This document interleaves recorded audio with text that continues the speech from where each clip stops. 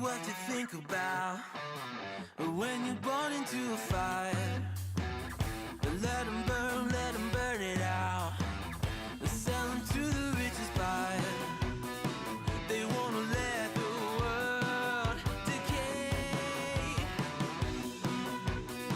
They tell us lies and fade away, fade away. We feel betrayed. We were raised to lose the race. Wake at the back of the pack, kill it anyway. Listen up now, because we're never dropping out. Beat the odds, beat the big house. The brains are bigger than the doubt. We've been thinking for ourselves, never let the truth fade away. This is bigger than ourselves, we won't let the world burn away, burn away. We feel betrayed. We were raised to lose the race. Wake at the back of the pack, kill it anyway. To blame, haters face the world's mistakes. Wake at the back of the pack, kill it anyway.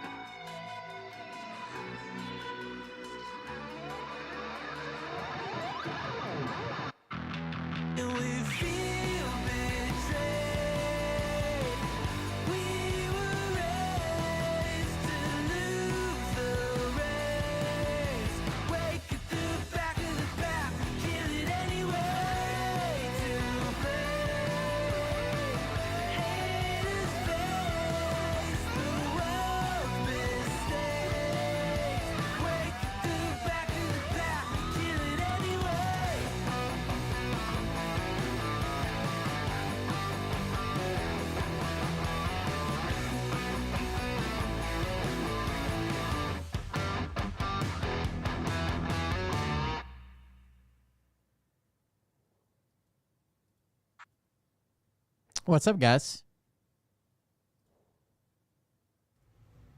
Hey daddies, it's me, the Linda Binda from TikTok. I wanted to make this video because I wanted to thank you for watching Cold Beer Confessionals with Will Bird. I think that's just incredible. I've watched a few episodes and I'm just like very intrigued. But you know what I'm most intrigued in is Big Daddy's meat stick. I heard that it's very thick, like a good old German sausage. You know, Linda and her coochie loves that. Oh, never mind. Let's not go there. Anyways, I hope you have a good show and enjoy it as you can. There's a lot of weird things that go on, especially when it comes from the realm of Linda Bindaland. So, enjoy the show. Thanks for watching. Peace out. Welcome, everybody. I'm Will Bird. This is Cold Beer Confessional. Thank you for joining us.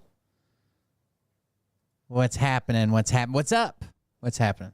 So, not a whole lot happened today. I've been doing a 3D print. I'm going to share with you guys later. I'll probably post some of the pictures of it on Patreon. Oliver wants to be, yeah, I'll post some pictures on Patreon. It's right here. We're making a mask for Ollie. And it's probably hard to tell because it's all black. But this is one of the bears from Five Nights at Freddy's. His name is Springtrap. I think I got his lower jaw down there. And I made the back piece magnetic. I had to get some better pictures of it. But that's what I've been working on the last couple of days. It's Halloween time. You guys know I like to, if I can, make the boys Halloween costumes. I don't know. Sometimes it gets carried away. Thank you for the gifted sub. I appreciate it. Sometimes it gets carried away, but we like to make it. That'll have to be painted, obviously. But I got the other ear, the jaw piece. Ollie tried it on today. It's pretty cool. It's actually supposed to be this character. Hold on. Springtrap. So this is what the mask is for. But we're working on like this. I can open that one. This is what we're working on. I don't know how we're gonna do the outfit. So the problem with obviously the mask is like what you want to spend the most time on because that's like their head. It's recognizable. You can make it look just like it, kind of deal. But when they go to school, they can't wear the mask. So he has to have an outfit that's still the same character even without the mask. You see how complicated that could be. But they can't wear masks during school. They get to dress up and go to school. The only time they can wear the mask is when they go outside trick-or-treating or whatever. But in the school, no mask. So, what? Sweatsuit and spray paint?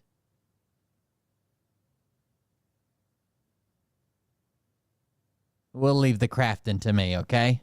Okay? Anyways, that's what the mask is. I guess you can kind of see a resemblance, right? I know it's all black, so the details don't really stand out, but you can kind of see there's the one busted ear up there. So you can kind of see the resemblance. I gotta get the other ear on it. And I've got the lower jaw. I've got the lower jaw that like sits down here and it hooks on with rubber bands so it moves. But it can't all be one piece because he can't get his head into it. So it's the mask is 3 pieces once it's all glued together. But hopefully it works. We'll see. And then Liam wants to be something else. I got to look his up. He wants to be, his mask is going to be simple. Basically, he needs to wear like a, kind of like a fancy a robe. Let me show you Liam's. I'll take some detailed pictures and put them on Patreon. It's usually a Patreon thing when we start building. You guys remember last year's Halloween costume? Oliver was a thing from Skibbity Toilet, the TV guy, and then Liam was a anime character with a big yellow mask. I enjoy it. It's fun to build it. I wish the kids could help more, but most of the they usually help with like the paint. They get to pick. They try to help sometimes with other things, but so much of it's so detailed and easily broken. But let me see. Oh, not that. Liam sent me a name. Okay, images. It's here. Open image in a new tab. Liam needs this mask, which I cannot find a copy of. Anybody's made it already, so I'm going to probably have to make it, I guess. Draw it out and make it. But Liam just needs like a half mask, right? And then kind of like a set of robes. It's a Ichigo is the character. So he wears a set of like almost like ninja robes, which will be easy. And then this half mask will be super easy. That's why I started on Oliver's first. Oliver's is going to be fucking insane. So we'll see. I shared if you guys don't care to help share, I shared the GoFundMe on Twitter. And this is not for me, for Shelby. So I shared the GoFundMe on Twitter for Shelby and her family from the house fire. If you guys don't care to reshare that, I would greatly appreciate it. If you want to support the show and our efforts here, you can do that at coldbeer.fund. We'll move from there. Other than that, I guess you're going to get daily updates on Ichigo. Yeah, Ichigo. It says Ichigo Kurosaki is the person's name. I need to make this a mess, though. But you guys are probably going to get daily updates on it now that I'm working on it. Oliver loves it. He's blown away by it, how realistic it looks and stuff. But it's still, I'm going to have to make this body piece. I guess I didn't grab a great picture of the body. So I got to make something that looks kind of like this. He'll probably wear all black, like sweatpants. And all black sweatpants, like a sweatpants and sweatshirt. And then we can build on top of it this. But that's going to be so heavy. I'm probably going to have to make it out of foam, I guess. I can easily make things that slip over a set of shoes that he doesn't wear all the time. Then I'll have to start making this out of foam. Because if not, if I made this out of plastic, he'd weigh 300 pounds. He wouldn't be able to move. There you go. That's the fit for this Halloween. FNAF and Ichigo Kurosaki. Liam comes up with some weird ones. Anyways, yeah, share the link if you can for the GoFundMe. Support the stream if you want to at coldbeer.fund. That's where all my links are. It's this website. It's got all the links. You just click on them, donate. The easiest one is buymeacoffee.com/coldbeer, but there's also like PayPal, Cash App. I got all that shit if you want to support it. Where are we at today? What's going on today? What's new, guys? What's new? We have some pretty amazing quotes from Senator J.D. Vance, if anybody's interested. We had this, which I think is fucking wild, dude. Disgusting, but wild.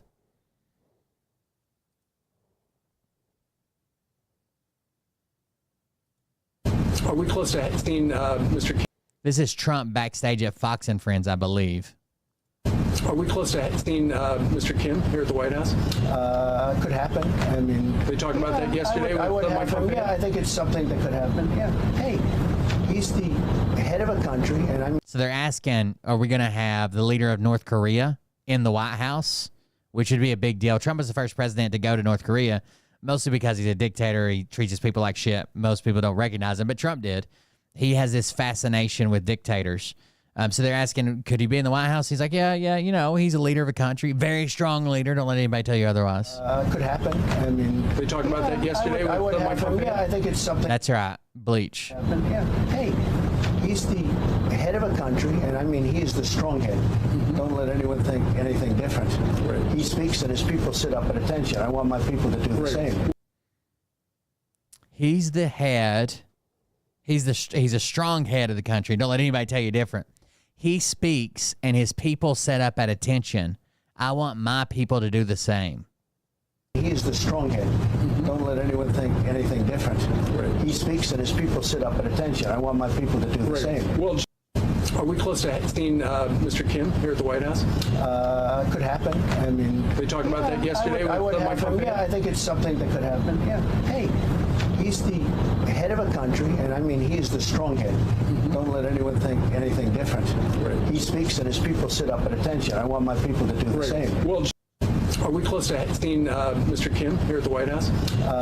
Could happen. I mean, they talked about that yesterday. I think it's something that could happen. Yeah. Hey, he's the. That's wild, dude. And I mean, when Trump speaks, you should set up at attention. That's what he wants. He wants worship. And then the MAGA retards get mad when I say they worship Trump. They're like, Jesus is my God. I'm tired. I'm never going away. I got to protect the small guy from you. And then block 3 minutes later. Doesn't seem that way. It seems like you're basically worshiping Trump. And then we had J.D. Vance introducing you to a little geography here. If you don't know, Haitians come from Haïtia. Claims that there are massive dumps of immigrants coming in from Haïtia. Now, if you're wondering what the hell is Haïtia, I'm wondering the exact same thing. Take a listen to what JD... Oh, you can't write this stuff. Take a listen to JD speaking in Michigan. Over the last few years, 20,000 migrants, primarily from Haïtia, have been dropped into Springfield, Ohio. Primarily from Haïtia. This guy's foreign policy must be on point, dude. They're coming from Haïtia. Haïtia. If President Biden mistakenly called Haiti Haïtia once, it would have been the subject of hundreds of right-wing media and dozens of stories in the New York Times, etc. But J.D. Vance goes, I don't know, they're dumping in from Haïtia. Silence. Now, J.D. Vance did not only make up words. I think we watched a clip of him saying it was utter nonsense, ridiculous, but then saying he still supports Trump. This event. I said I would support the Republican nominee no matter what, so I still support the Republican nominee. Also said things that don't make any sense, including lashing out at reporters. Take a listen to this. What's even more disgraceful than the policy is the effort to silence the residents of Springfield. I've seen this from the American media. That's right. I looked for 20 minutes on Google Map and couldn't find Haitian anywhere. It's like Ryan Upchurch. They're watching you and deleting it in real time. The media is lying about the immigrants. Is the effort to silence the residents of Springfield. I've seen this from the American media. A lot of people who pretend to be fair journalists. You know what they've been saying? For the last few days, Springfield has been experiencing an unbelievable number, something like 35, 40 bomb threats in Springfield in just the last few days. Yeah. Probably because a lot of your rhetoric. Sure. And you know what the governor of Ohio came out yesterday and said? Every single one of those bomb threats was a hoax, and all of those bomb threats came from foreign countries. So part of that's true. So they weren't real bomb threats. They rarely are, but it still disrupts and terrifies and gets people complacent to where a good bomb threat could work, or a valid bomb threat could work. Second, he did not say that all the bomb threats came from foreign countries. He said that some of the bomb threats appear to come from foreign countries. Yeah. Because they don't want to get busted. They're rerouting it through to where it looks like they're calling from Poland. Duh. So the American media for 3 days has been lying. Oh, it was some guy named Jeff Smith in Arkansas. And saying that Donald Trump and I are inciting bomb threats when in reality the American media... How do you know that you're not in... Trump claims all the time about how everybody all over the world loves him. How do you know you're not inciting foreign people to make bomb threats, you and Trump?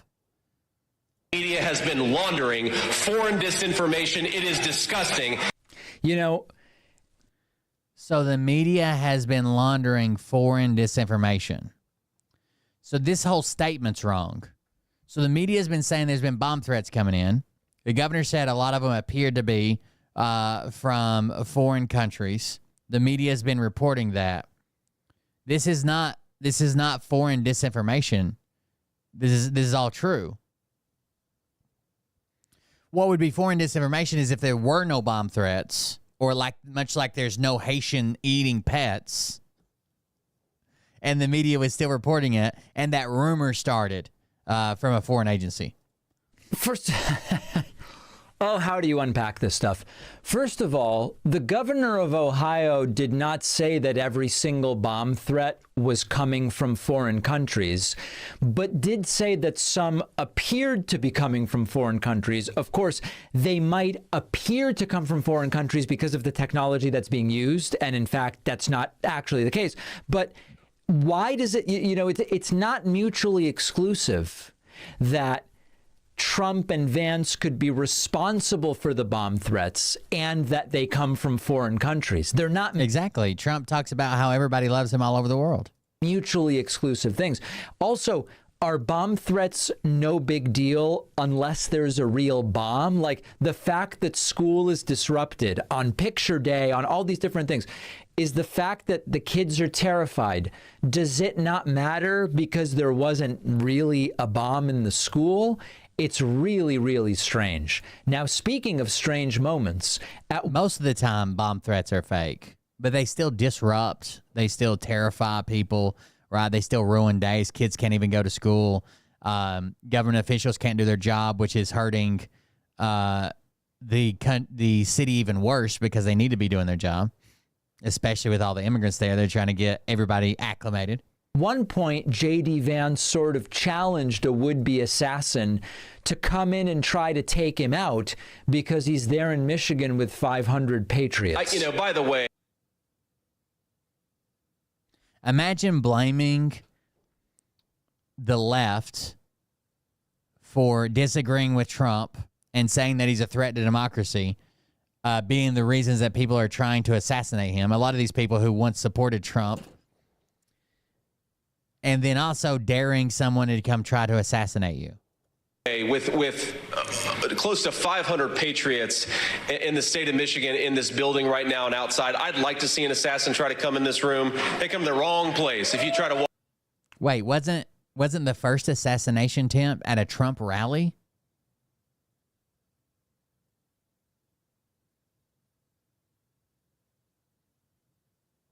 Walk into this place right now. Oh, okay. And why are you even bringing that up? Really, really odd. And then finally, J.D. Vance makes the very odd claim that if Kamala Harris becomes president, we're going down the path to slavery. He says this as he continues to insist that we need to tone down the divisive rhetoric in this country. That is not a path to prosperity. That is a path to slavery, and it's what Kamala Harris has been doing for 3.5 years. Man, he is really just not good at this. You almost start to feel bad for him, except then you remember the untold damage that he and Donald Trump would do if they were to be president and vice president of this country for 4 years. And you also have to understand from an actuarial standpoint, based on how long people tend to live, that there is a really good chance that if you vote Trump, you are voting for an eventual President J.D. Vance. And that should terrify anybody who has a brain. And a brain, as Donald Trump likes to say. The blacks. Lots of blood. So much blood. J.D. Vance is terrible at this, and he's not getting any better. He's pretty bad. A key part of J.D. Vance is a fucking idiot, dude. He's like the anti-VP candidate. I don't understand. I don't understand where he's going with any of this. So Trump had I don't know if we can play this on YouTube. Trump had a town hall.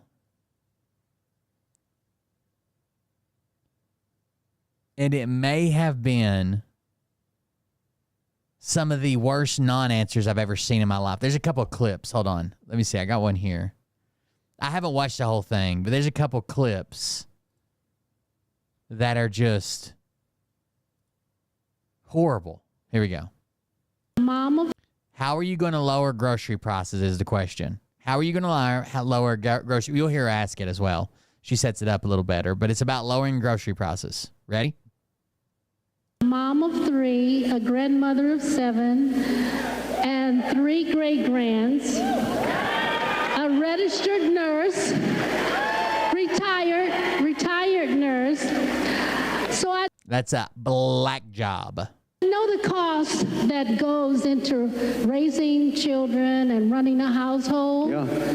People just can't survive now. How are you going to bring down the cost of food and groceries?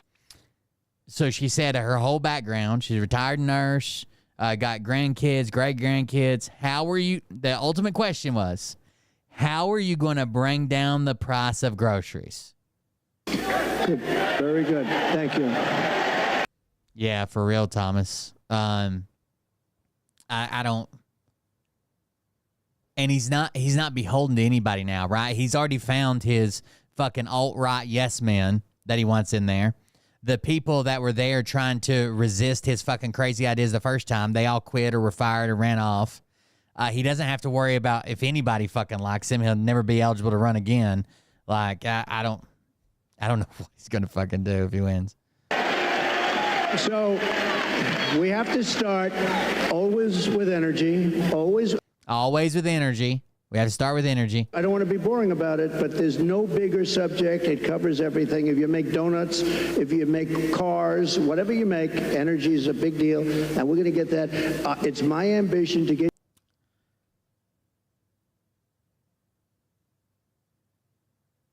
I just don't think it is. If I have a donut, if I run a Dunkin' Donuts and my electric bill goes up $20 a month, I just don't think it's that big a deal. I mean, I would like it to stay low. I'd like it to go down. I'd like it to be reduced. But energy's not for like making donuts. That was the example he used.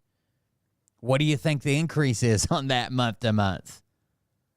A $5 difference? A $50 difference? I don't think that's the biggest factor. Get your energy bill within 12 months down 50%. If I can do that, we've done a hell of a. How the fuck is he going to get energy bill within? Actually, Mr. Global talked about it. So stay right there, Trump. We like Mr. Global's energy takes. He seems like he knows what he's talking about.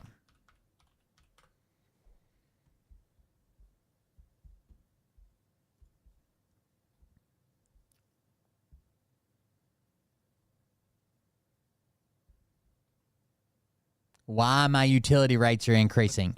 Trump cannot Trump cannot lower your power bill by 50% in 12 months. There's no fucking way. There isn't 50% of profit on the motherfucker. Like, where's he going to get it from? So one of the most common questions I get is, why are my utility bills going up? Because people's utility bills are going up all across the country and have been for a few years. Well, let me show you. You're not going to like it. This here is just one example of thousands of stories just like it.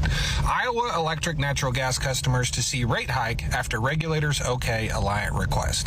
Alliant Energy is a small utility company in Iowa that serves about a half. Right now, energy prices are down.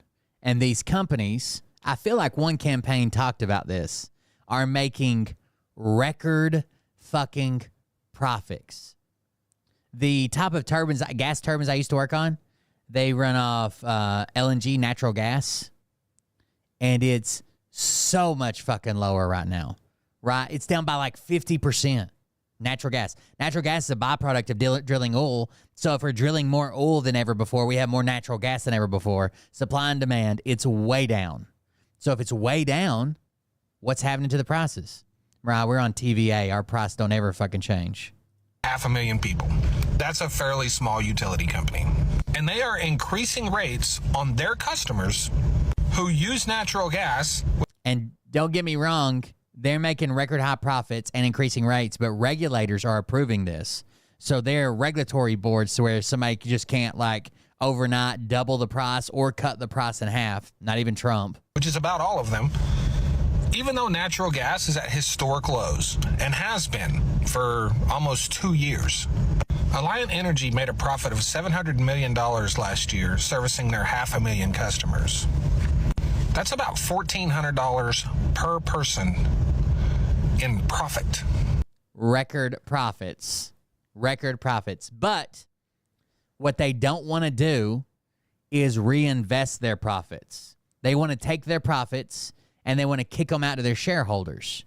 They don't want to reinvest their profits into the grid or their systems or their upkeep or their maintenance.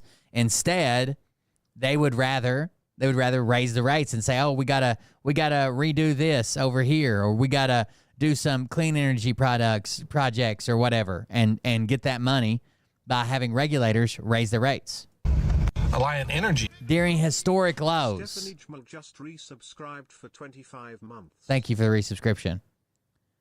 There should be no reason ever to raise rates during historic lows in the price, right? And record profits. There shouldn't be a way that they can convince regulators to do this. Has increased its dividends to shareholders for 21 years straight. And even though natural gas is at historic lows, they want to charge people more. Why? To pay for their shit, to pay for their grid, to pay for burying their... Alliance has said it is seeking added revenue to modernize and strengthen the energy grid, including moving power lines underground to decrease outages. Utility also said it seeks to something the company's energy mix by adding green energy or renewable energy or whatever. The utilities plans to include something megawatts of solar in the state. They should be investing profits there, right? Especially a company that has paid out dividends 21 years straight. Now they're paying out record dividends with record profits, and they're like, "Oh, we got to raise our rates to pay for our own stuff." Why aren't you investing those record profits? Lines to pay, and this isn't even counting the subsidies they get for renewable energy, because God forbid a company have to actually use their own profits to pay for their own shit. And here's what's really messed up about it, because Alliance customers are going to have to pay for Alliance shit. Who else is paying for Alliance shit? Because it's not Alliant. This is federal energy subsidies as of 2022. Keep in mind, this does not represent the full effect of the Inflation Reduction Act. So we got coal subsidies, natural gas is the next one, then nuclear, it's the lowest. Well, it's not the lowest. It's one of the lowest. Then we have renewables. Renewable subsidies is huge because the government wants us building cleaner energy, so they supplement it quite a bit. Smart grid and transmission, that's the lowest. Then we have conservation. So how much subsidies, how much government money, how much taxpayer money goes into teaching people to conserve electricity? Not nearly as much as everything else.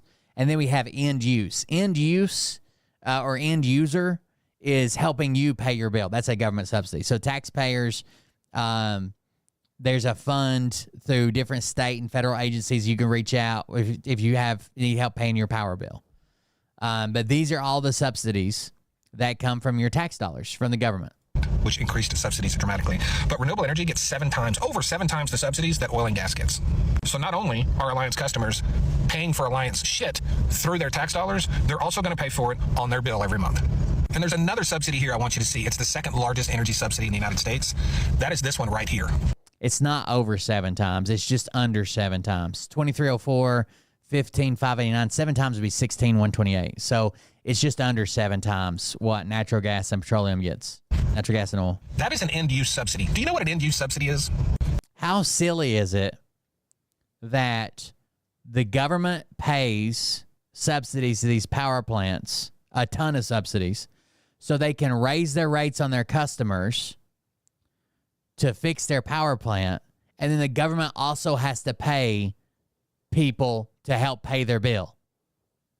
That's where the federal government steps in and assists people in paying their utility bills, paying for their heat. So they're subsidizing the power plant, and the power plant's raising rates, so they have to subsidize you to pay your bill.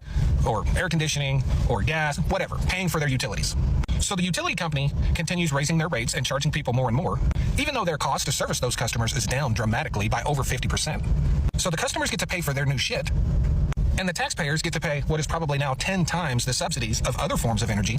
Also, the taxpayers can also pay their utility bills because they need more money. You've probably heard the term cheap, reliable, clean energy many times. Yeah, it's cheap. It's just not cheap for you.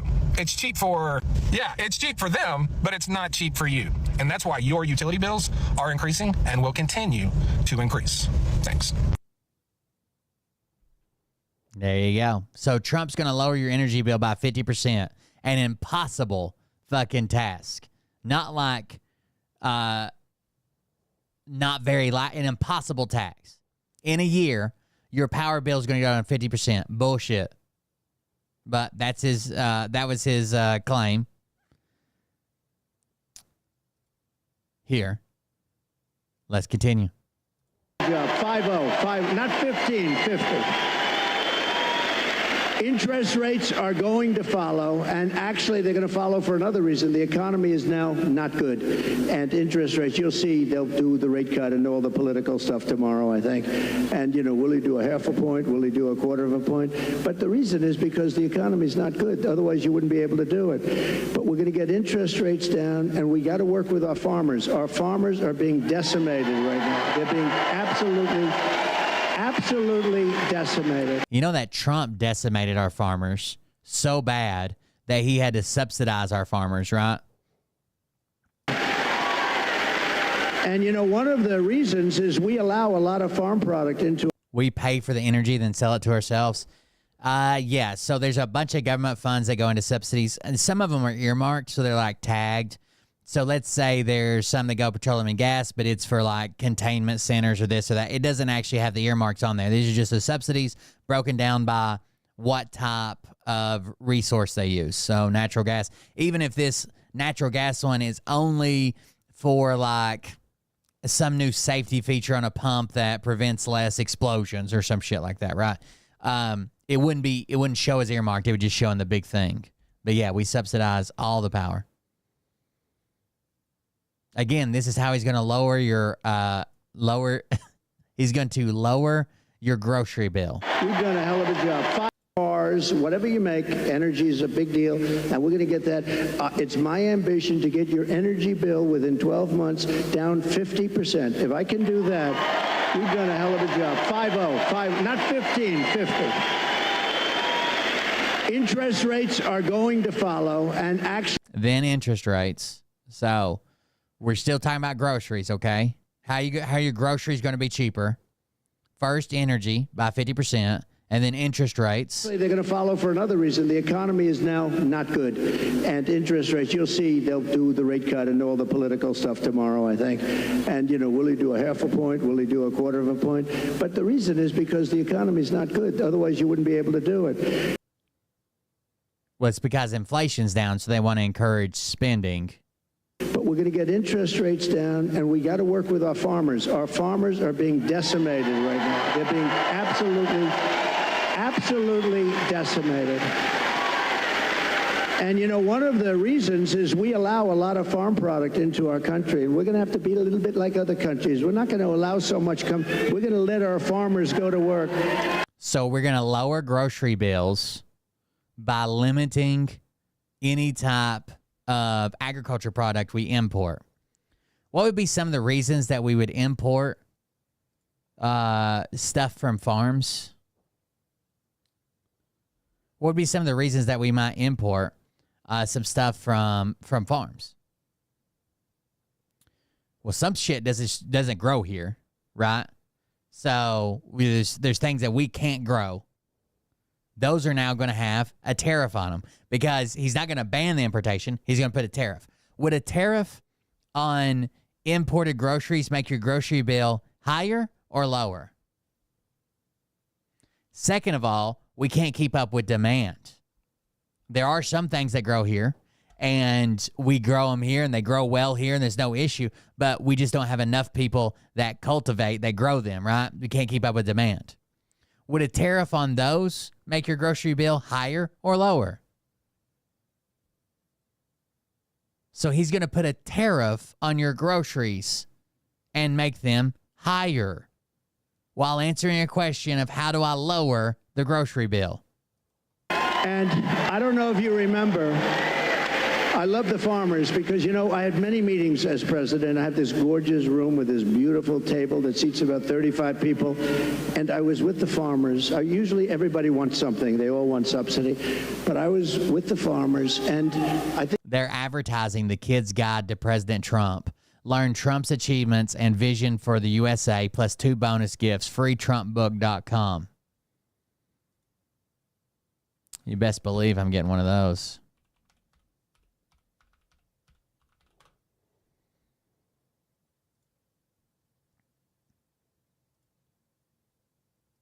Trump has devastated farmers and then had to provide these massive payouts to the farmers through his economic plan, through his tariffs, through his restrictions. But now he's like, we love farmers. We're going to take care of all the farmers. Every farmer loves me. Government payments to farmers have surged to historic levels. Seems like every time we talk about something he did, it's historic. Historic levels under President Donald Trump as the Agriculture Department floods the industry with cash to stem the financial losses from Trump's tariff fights and the coronavirus pandemic. But as agriculture grows more reliant on unprecedented taxpayer support, farm policy experts and watchdog groups warn the subsidies are growing too big and too fast, with no strings attached and little oversight from Congress, and that Washington could have a difficult time shutting off the spigot. Direct farm aid has climbed each year for Trump's presidency from $11.5 billion in 2017 to more than $32 billion this year, an all-time high with potentially far more funding still to come in 2020, amounting to about two-thirds of the cost of the entire Department of Housing and Urban Development, HUD, and more than the Agriculture Department's $24 billion discretionary budget, according to a Politico analysis. But lawmakers have taken a largely hands-off approach, letting the department decide who gets the money and how much. That's always good, right? You never have people fucking the system over when you do this, right? Never. Remember the COVID payments that you could apply for if if your business had been affected, and how many people fucking manipulated and fucked over the government? They're paying their friends to buy farm equipment and park it out back and make a few $1 million off of it. I think you might have been there, actually, Sarah. I said, look, fellas, we're going to get you such a beautiful subsidy, meaning I'm going to do things. And one of the people raises and, sir, honestly, we don't want a subsidy. It's the first time this ever happened to me. Everyone they want money. They want to build windmills. We want money with these windmills. Anyway, but you know what? It was amazing. Windmills are going to lower your grocery bills. He said, PPE, you're right. they were getting decimated.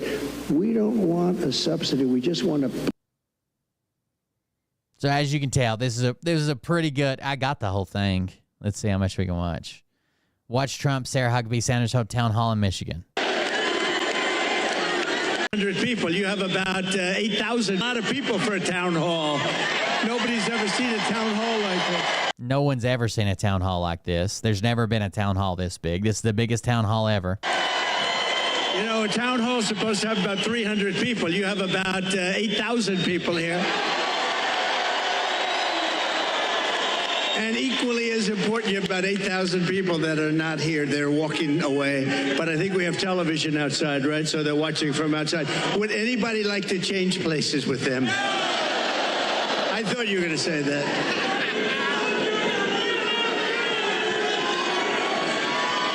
Thank you, everybody. Hello, Sarah. Mr. President, nobody's ever seen anything like it. Well, it's been a great experience. It's a dangerous business, however, being president. Oh, of course it is. It's a little bit dangerous. It's, they think race car driving is dangerous. This is more dangerous than being a race car driver. How old is this man? 8.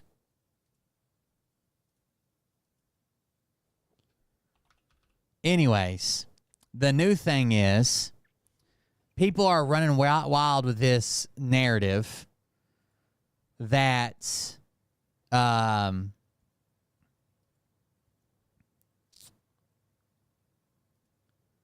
Merrick Garland, this is an older millennial thing, Merrick Garland has vetoed the charging of the attempted assassin with attempted assassination. He vetoed it. That's what older millennials spread, and a bunch of people are retweeting it. He made a video. First of all, I don't know why he's using the word veto, unless he's using like a colloquial term, like he told everybody we couldn't charge him with it. Second of all, no one has said this.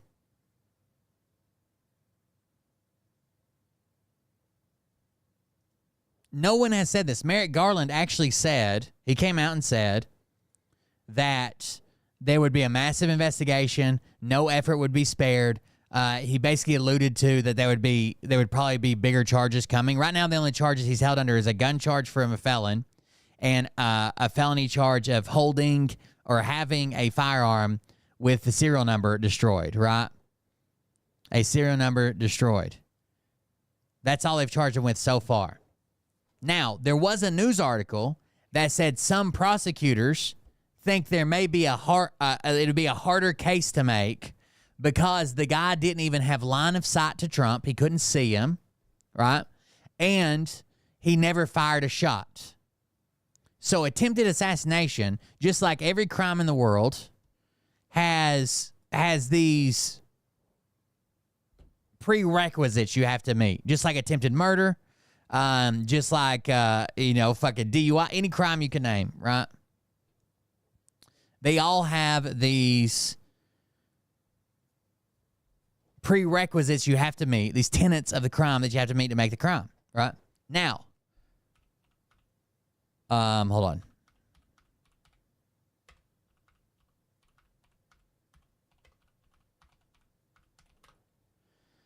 Now, there's a thing called, so technically he didn't fire, he didn't do this. So most people could assume that he was there to assassinate the president. That's easy, but that's not how law works, right? We all assume he was there. I even assume he was there to take a shot at Trump. That's not how the law works. You have to meet tenets. Now, there's a doctrine called dangerous proximity doctrine, okay? Now, of course, we don't have to wait for somebody to fire the shot or do this or do that a lot of times to get like attempted murder charges. A dangerous proximity doctrine is a legal standard that basically says if you're at the crime scene where you were going to have it, which he was, and you have the tools, which he did, he had firearms, body armor, and you have basically your plan, and you're taking part of your plan, that's enough to give attempts. But that's just a harder case. Not as saying that they won't charge him with that. They very well may. But that's obviously a harder case than if he would have took a shot at Trump. We understand this, right? It's a harder case to prove attempted assassination if you're just in the bush with a gun versus if you would have actually shot. And that's all the prosecutors are saying, right? That he didn't have line of sight, he didn't fire. That's a harder case to prove than if we would have had like a shot, if somebody shot at the president, right? Those are two different cases, and they're harder to prove. Now, Merrick Garland, all he said was that there'd be an extensive investigation, no effort spared, and there would likely be more serious charges to follow. But the older millennial, it's almost like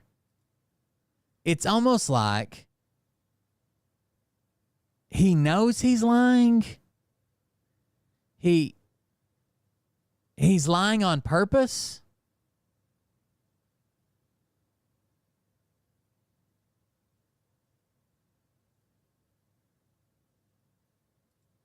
So the Attorney General Merrick Garland just vetoed charging Ryan Ruth with attempted assassination. So I want you to think about... So none of this is true. No one even behind the scenes has said, like an unnamed source said that, oh, we really wanted to charge him with attempted assassination, but the Attorney General said, not on my watch. We don't even have reports of that. All that happened was they're like, here are the current charges. There's going to be an exhaustive investigation with no effort spared, and there'll likely be more charges. That's all that's been said. What the thought process of Merrick Garland must be. He must somehow think that this man was in that bush on that golf course. Now what he's making up is 100% made up. So he had no evidence for the first statement, right? I almost believe that these people are fucking like foreign assets. Because now he's going to make up his thought process, I guess, to make the video like engaging and funny. But there's nothing to base this off of.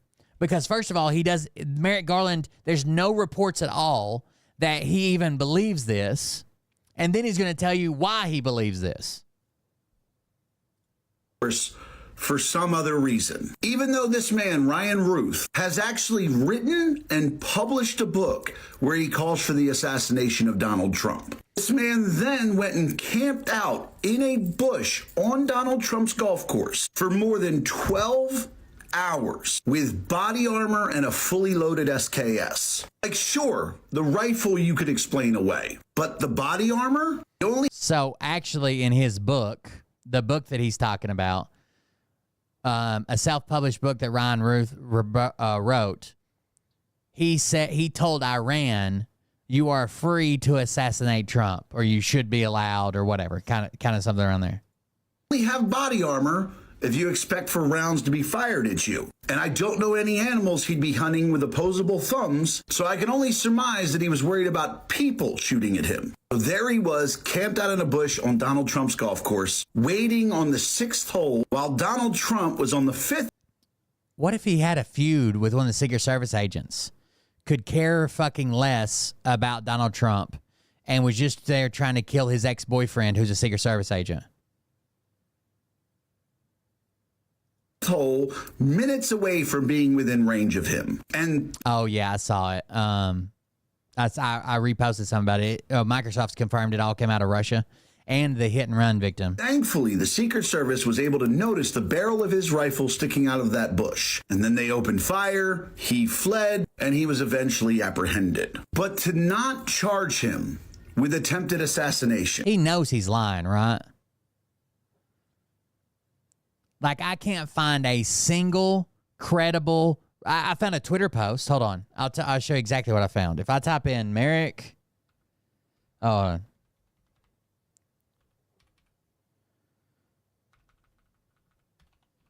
Merrick Garland veto, because that's what he said.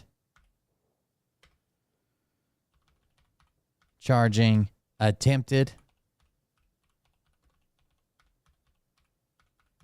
assassination. We get DOJ reveals new details and says there'll be an exhaustive investigation.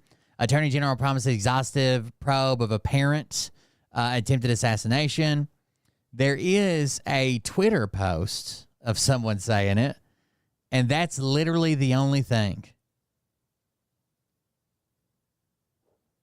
I know that Florida said they want to do their own investigation because DeSantis is sucking off Trump, saying, well, the government that's prosecuting him shouldn't be looking into his assassination. But I think the Florida thing is they're trying to get him for attempted murder, maybe. DeSantis will launch a criminal probe.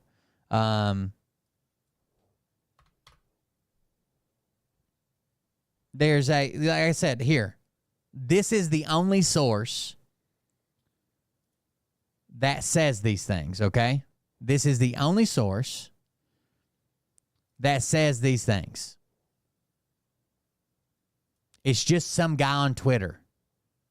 Did AG Merrick Garland veto charging Ryan Ruth with attempted assassination of Trump for political reasons? The DOJ wanted to deprive Trump of the talking point. And it says Ryan Wesley Ruth, 58, a suspect in an apparent assassination attempt targeting former U.S. President Donald Trump, is charged with federal gun crimes. Or is it more likely that they got him on whatever they could get him for sure right now, and there'll be an investigation and more charges? Like always, like everybody expected to happen. I can't believe that he's doing this because he honestly believes it. I just can't. The older millennial is 100% doing this either because, I guess, for clicks, or because he's being paid, or he's being fed lunch, something. That means that Merrick Garland has found some reason to think that Ryan Ruth was there for some other reason. Okay. Wearing body armor and carrying a fully loaded rifle. I'm just curious. Again, all Merrick Garland said, they're basing all of this off the fact that he hasn't been charged already with attempted assassination. Is every criminal always charged with every fucking charge the moment they're arrested? Obviously not. He even said, or he alluded to, that stronger, bigger charges were going to be coming with the investigation. What other reason could that be? What other reason could a man who's written and published a book calling for Donald Trump's assassination, wearing body armor? They didn't even watch the conference that Merrick Garland did. I guarantee you, because he didn't say any of this. They're basing all of this off the fact that there's 2 federal charges pending right now, but neither one of them is attempted assassination.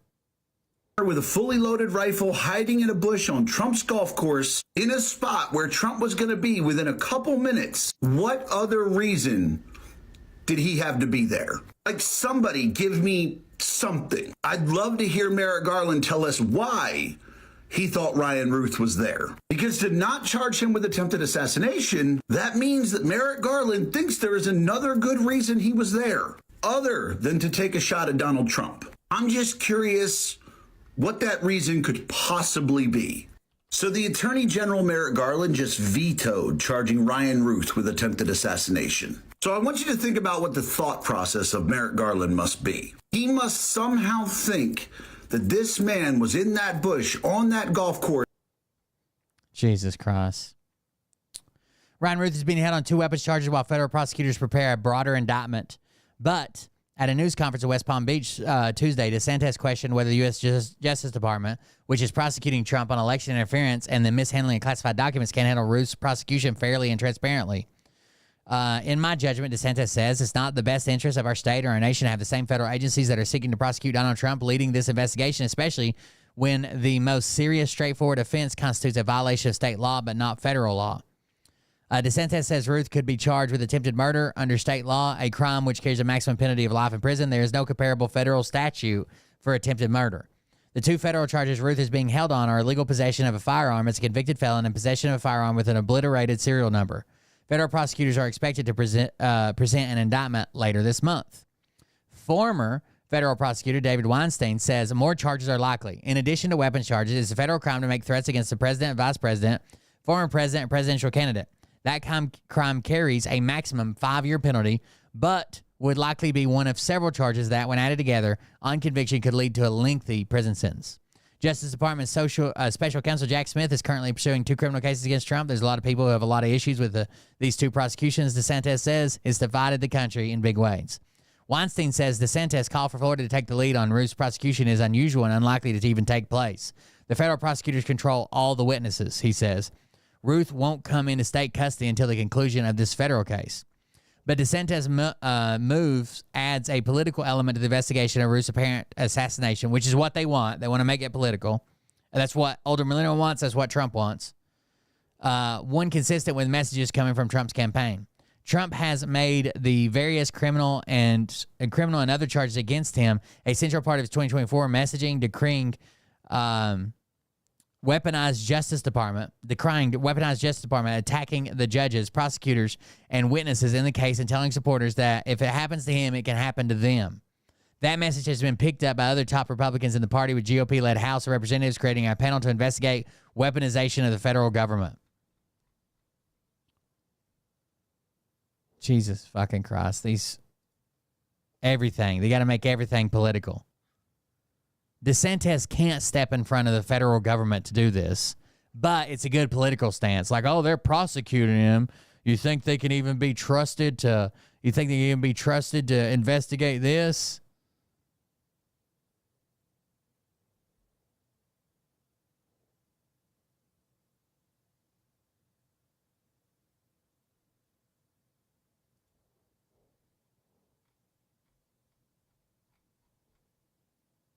Hold on just a second. I'm looking for the article I read earlier.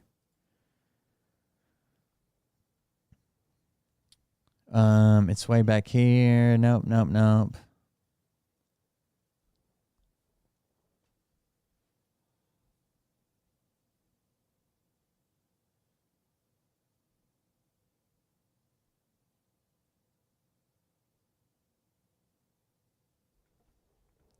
Yeah, they did find the Kentucky shooter, dad. A YouTuber found him, actually.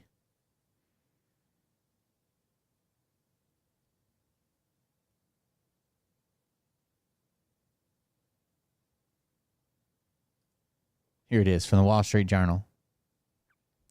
Attorney General Merrick Garland said Tuesday the Justice Department would spare no resources in investigating Sunday's apparent... Let me unlock this. Hold on.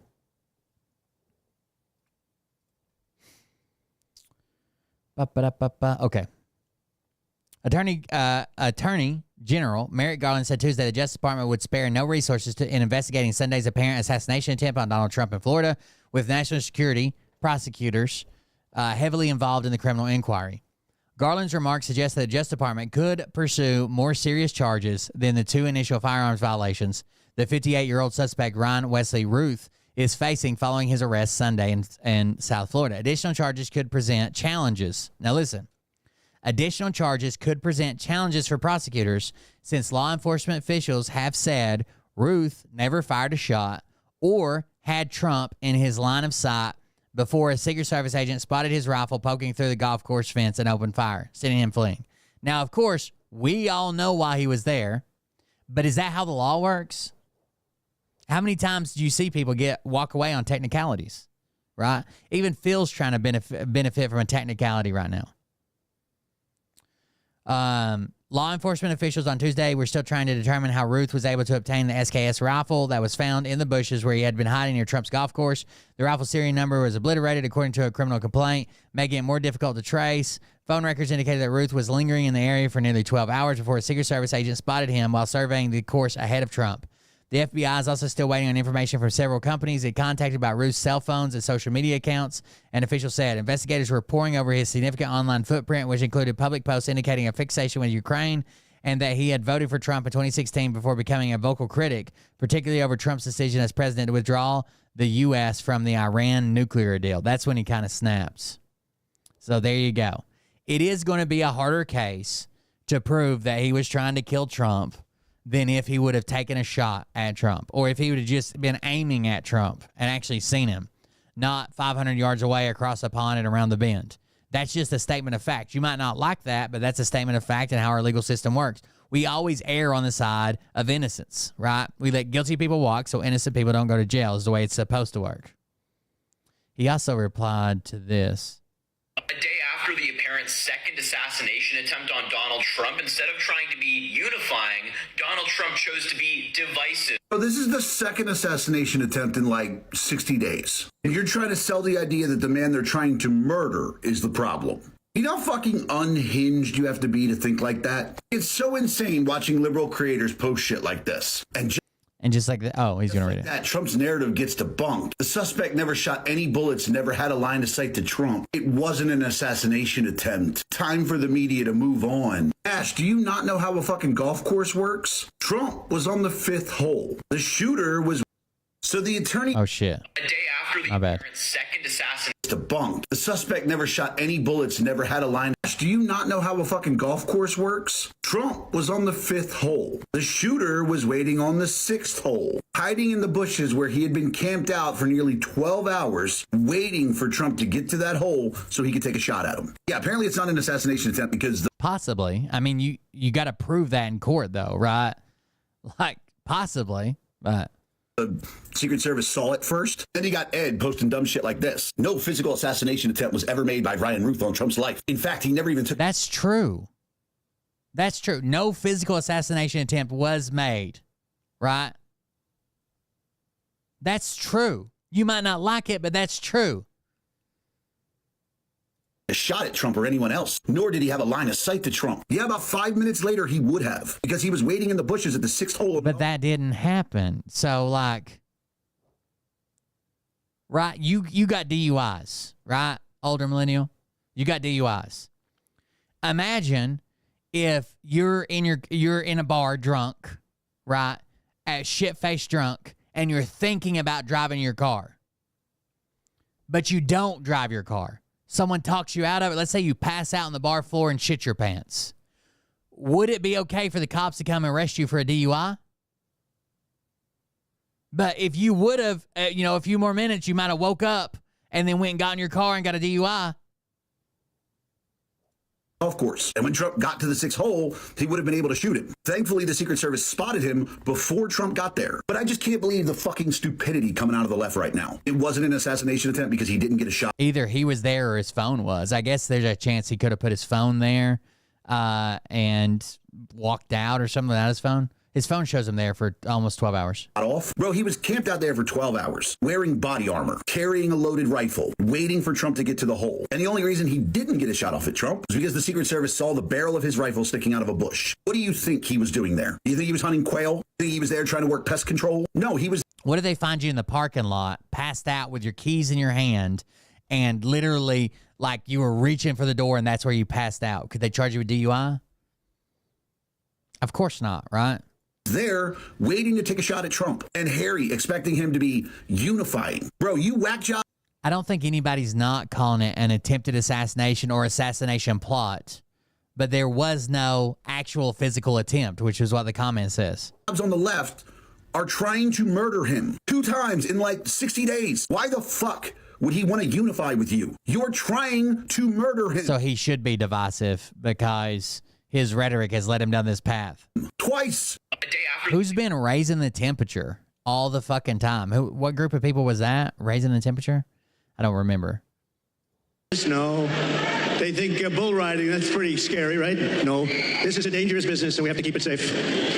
Mr. President. Oh, I know what clip I want to show. Hold on. It's more dangerous than bull riding, he says. More dangerous than race car driving. More dangerous than spaceman.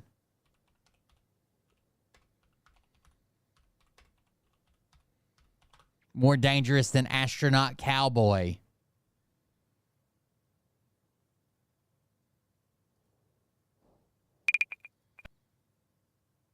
This is Trump's amazing strategy here. You ready? You ready? I do the weave. You know what the weave is? I'll talk about like 9 different things and they all come back brilliantly together. And it's like, and friends of mine that are like English professors, they say, it's the most brilliant thing I've ever seen. English professor friends of his say he's the most brilliant thing, these speeches he does, the most brilliant thing he's ever seen. But the fake news, you know what they say? He rambled. That's not rambling. When you have, what you do is you get off a subject to mention another little tidbit, then you get back onto the subject, and you go through this, and you do it for 2 hours, and you don't even mispronounce one word. That is Donald Trump. That's not even all of it. Hold on. There's more to this. I never understood wind. What makes it blow? An economy based on wind. I never understood wind. You know, I know windmills very much. I've studied it better than anybody. Never understood wind, but I know windmills very much. I know it's very expensive.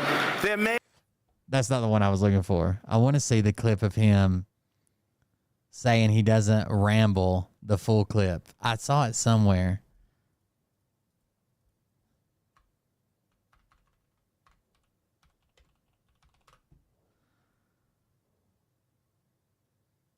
Mastering the art of multiple topic rally. That's the one we just watched, but I want to see the full clip.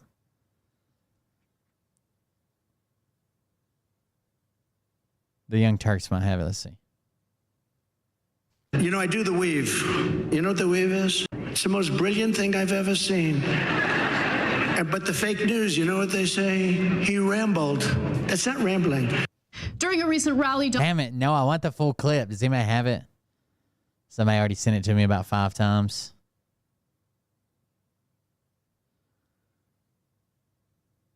What is this? Trump says he'd had every right to interfere. Former President Donald Trump is off the campaign trail today, but in a preview of what may come in his first debate with his is discussing. God, he's wild, dude. Every right to interfere in the counting and the results of the 2020 election. Take a listen to what he said. It's so crazy that my poll numbers go up. Whoever heard you get indicted for interfering with a presidential election where you have every right to... Oh, I think I got it on TikTok here. You get indicted and your poll numbers go up. Every right to interfere. Elsewhere in that... Who doesn't have every right to interfere?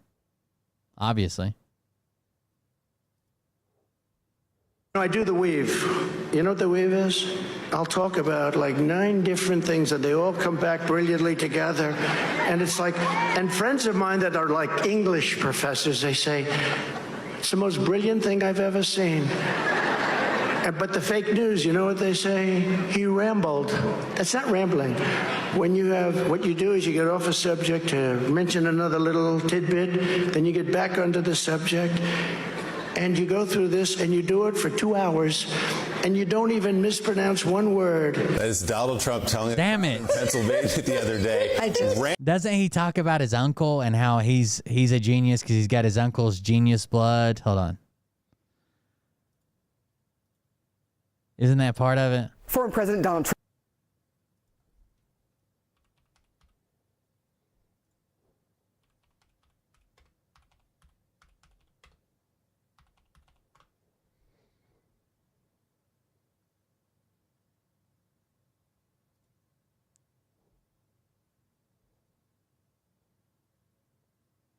Election looms ahead, and Joe Biden's capabilities are severely diminished. You need to turn his term. Oh, this is from a while ago. That's not the one I'm looking for. His uncle was the professor, the longest professor. Trump still very confused. No, this isn't a. These are too old, though. It's supposed to be quicker. Trump still very confused about tariffs. They're tired of being called stupid people all over the world. Yeah, it's got to be here. What am I not searching? Trump rambles. That's going to bring up so many things. Bacon, wind, and body part. Rambling.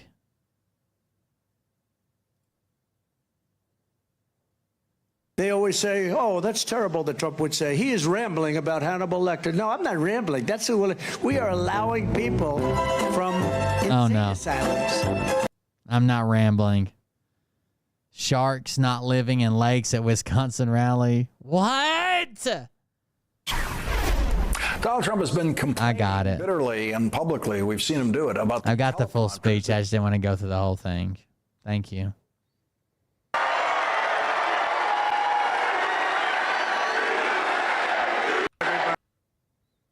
American patriots, that's what you are. From now, North Korea. That's a lot of fake news, Dave. That's a lot, but whoa, look at that. Because it doesn't work. Just what he does right there, where his crowd's cheering or whatever, and he says, look at them, that's a lot of fake news, look at all the fake news, and they're booing the fucking media. The way they're fucking doing should be scary to anybody, right? He's making the media his enemy. And the media is here to hold truth to power. Like, you might not always like their story. You might not always think they're fair. You might think that this one's more fair than that one, or this one's right and that one's left. But to discriminate against all the media, except the media that worships him, like fucking the news channels that popped up, whatever they fucking are,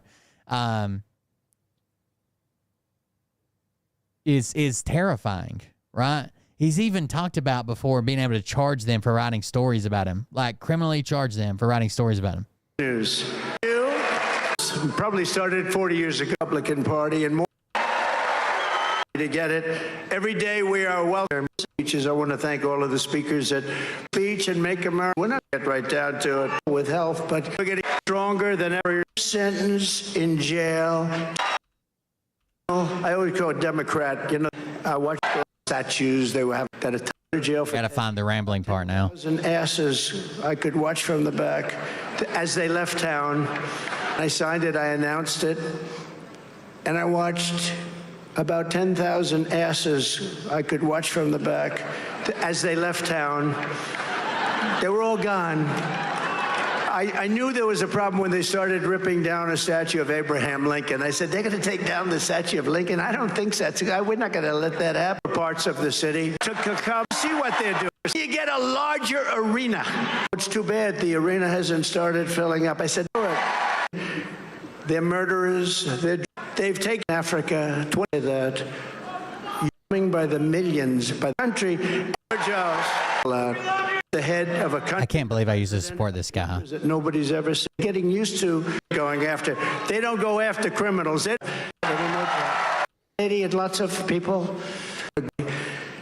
But I said, do you have a drug problem? This is a little bit hydrations, much no more. On Tim, tampon. I know Dana, she's so well of themselves. That's nobody's going to be. They never picked it up. Biden never. They were going to give the death penalty. She used to say years ago today. Well, everything they can to help Kamala Harris. They have her father. North Carolina. 21. I'm almost there. Just wait. And then we have Mr.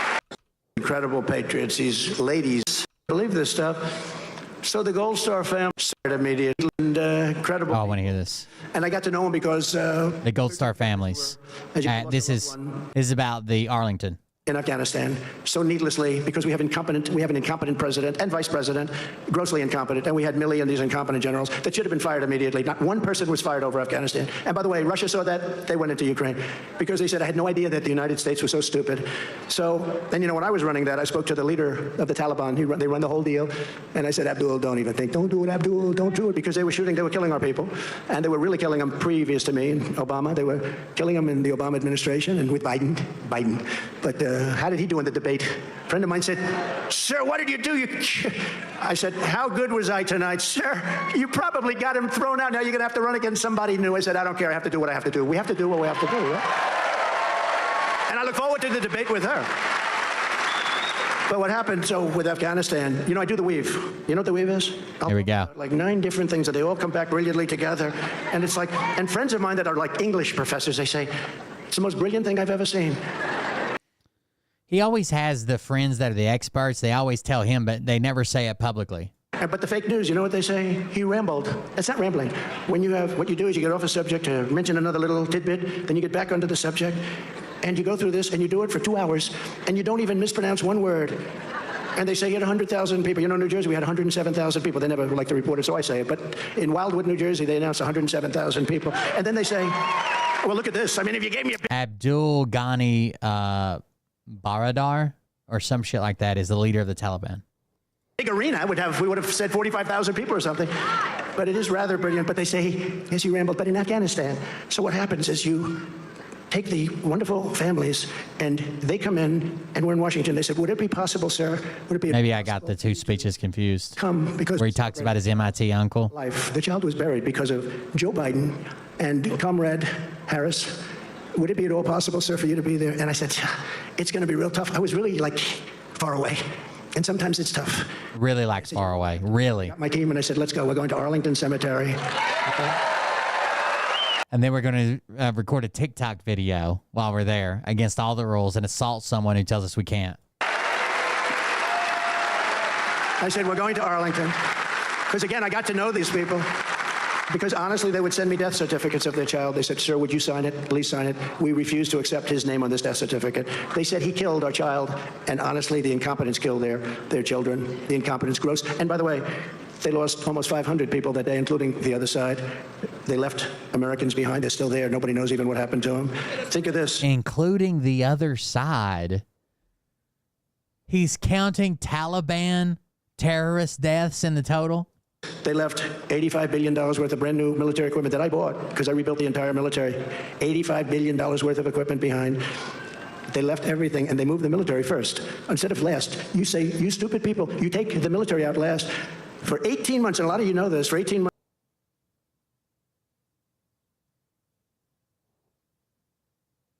They did not move the military out last. Not one American, after I spoke to Abdul... Or they did not move them out first. Of course, the military was the last. That's why we had military deaths. The leader of the Taliban, not one person was shot. We didn't lose one person for 18 months. In fact, Joe Biden got up on television one day, and he said, for 18 months, not one person was shot during the Trump administration. Then the people started screaming at him, you stupid, don't say that. You are so stupid, they tell him. But I appreciated that he said that. But it's true. For 18 months, nobody was lost. And this is not true. It's sad because he's literally talking over people that died during this period he talks about. Social media users sharing a video of former U.S. President Donald J. Trump where he claims that in an 18-month period during his leadership there were no U.S. military deaths in Afghanistan. Example can be seen here. The video shows Trump speaking at a rally in Austin, Texas. The 1-minute-long clip being shared online. Trump can be heard saying, we didn't lose one American soldier, not one. He continues, and just as I'm coming off stage, I think I had a tragic event in Buffalo. Just as I'm coming off stage, tragic event in Buffalo with numerous people being killed. In 18 months in Afghanistan, we lost nobody. It's unclear which 18 months Trump is referring to. Reuters comment from the Department of Defense. They pointed us to the Defense Casualty Analysis System for Operation Freedom's Sentinel, OFS, database. The database provided data on U.S. military casualties in Afghanistan from 2015 to current. Deaths are recorded every year since 2015, except for 2022, which is here. A timeline of the process of U.S. troop withdrawal agreement can be seen here. If Trump was referring to the period between February 2020 and August 2021, when he negotiated the Afghanistan withdrawal, 15 deaths in total were recorded as hostile deaths in the database, with 2 in February 2020 and 13 in August of 2021. Equally, non-hostile pending deaths were also registered during the same period. This period spills over into Joe Biden's administration. If Trump was referring to 18 months of his presidency between July 2019 and January 2021, there were 12 deaths recorded in the Defense Casualty Analysis System as hostile deaths in Afghanistan. Non-hostile pending deaths were again also registered for the same period. Between 2017 and 2021, there were 45 hostile deaths, 63 total deaths, including non-hostile. During Trump's presidency, in 2017, there were 14 total deaths. At 2018, 15, 23 in 2019, and 2020 there were 11. So every period that he could possibly be talking about, he's lying, which is sad. Could you imagine if your son or daughter, which is why he won't give the dates. When people ask him, they're like, what 18-month period? He won't say, because then someone can say, my son died during that period. We would have, and we were getting out. I had it down to 5,000 people, but we were going to keep Bagram, which is the big airbase, one of the biggest in the world, had the biggest runways, most powerful runways, 8 foot deep. The most powerful runways. It had the most powerful runways.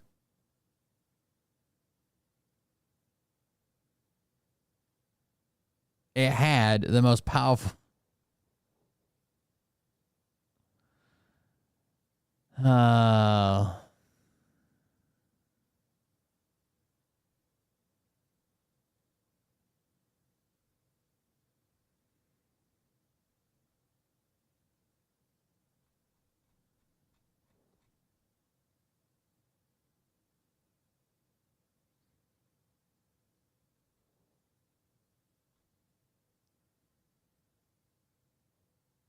Where is his MIT uncle? Where he says that he has smart genes, genius genes. Thing one tonight, Donald Trump is a hoax. I'm not a scientist. I'm not a scientist. I'm not a Who's a scientist? Here's Dr. John Trump. And I didn't talk to him about this particular subject, but I have a natural instinct for science. Changed yesterday by the Associated Press and said, and I quote, who's a scientist? The president was asked about climate change yesterday by the Associated Press and said, and I quote here, my uncle was a great professor at MIT for many years, Dr. John Trump. And I didn't talk to him about this particular subject, but I have a natural instinct for science, and I will say that you have scientists on both sides of the picture. So, he didn't talk to his uncle about climate change, but he... Jesus Christ. There's a ramble he went on about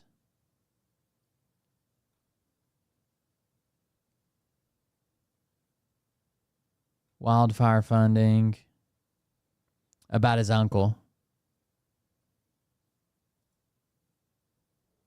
Let me ask you a question. And he said, nobody ever asked this question. And it was because of MIT, my relationship to MIT. Very smart. You're in the boat, and you have this tremendously powerful... What's his relationship to MIT? His uncle was a professor there. ...powerful battery. And the battery's now underwater. And there's a shark that's approximately 10 yards over there. You know what I'd do if there was a shark or you get electrocuted? I'll take electrocution every single time. He goes on this story about batteries and sharks, and he makes that tie because of my tie. Oh, Jesus Christ. Now, look, I'm very sorry. Before the break, I promised you a story about homelessness, but it turned... Which is a lie. He's not even the longest tenure. Have a look. Let me ask you a question. So I said, let me ask you a question. And he said, nobody ever asked this question. And it must be because of MIT, my relationship to MIT. Very smart. He goes, I say, very smart. If the boat sank from its weight, and you're in the boat, and you have this tremendously powerful battery, and the battery's now underwater, and there's a shark that's approximately 10 yards over there. By the way, a lot of shark attacks lately. Do you notice that? A lot of shark. Yep. A lot of shark. Today. Well, they weren't really... A lot of shark, guys. A lot of shark. I don't think there's a person, certainly in this room tonight, in your country. They have. This seems really under control.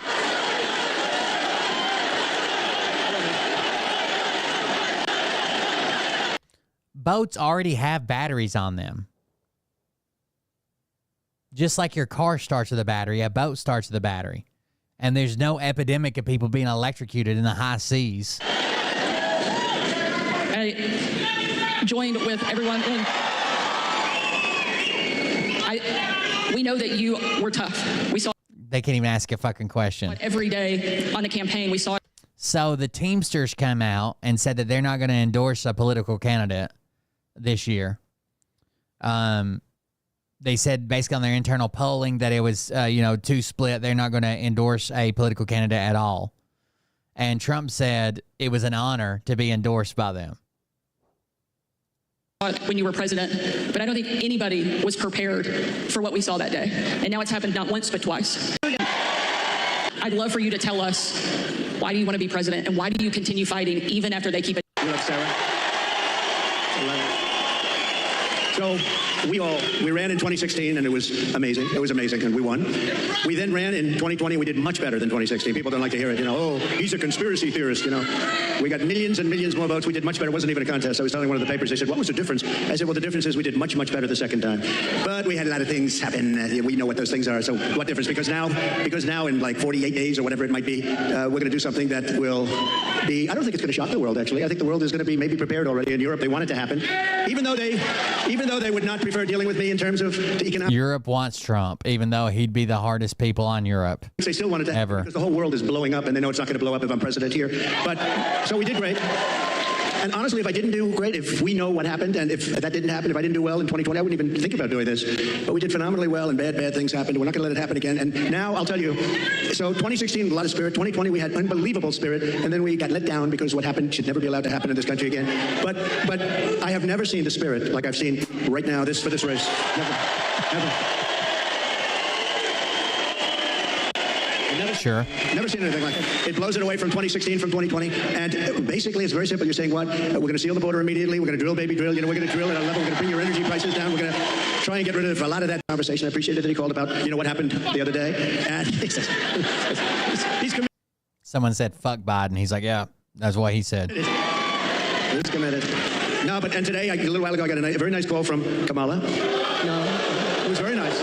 It was very nice. He knows what he's doing, right? When he mentions their names so everybody can boo, and he's like, no, they're okay. He knows exactly what he's doing. It was very, very nice, and we appreciate that. But we have to take back our country. We have to win, and we're going to win, and we're going to make America great again. That's all there is to it. Very simple. I think it's safe to say that this crowd will all be voting for you. As like man of the year or something from an area that it's so sad. Years ago, I was given, thank you very much, but years ago I was given an award as like man of the year or something from an area that nobody knew, and the press said, oh, it never happened. Well, then it did happen. They found out where it was, but it was like 15 years ago. A beautiful area, but nobody remembered it. Nobody remembered it all. All of a sudden, like through a miracle, they found out it did exist, and it was, and I had the speech. And the speech was, don't let them take your automobile industry away. They're taking your automobile industry away. And I don't know why. Now, I wasn't a politician. I was an entrepreneur. I was a real estate developer, doing great, having a lot of fun, doing it. Trump revives a lie that he was long ago man of the year in Michigan. For the third consecutive presidential election, former President Trump is lying that he was named man of the year in Michigan before he ran for president. Trump said it again on Saturday in his speech in Detroit. I got man of the year in Michigan years ago, long before politics, like 12, 13 years ago. Trump's claim remains false. Nobody has ever been able to find any evidence that he was ever named man of the year in Michigan before he ran for president. The state itself does not give out a man of the year award. Trump has never lived in Michigan, and has never specified who supposedly gave him this award and when.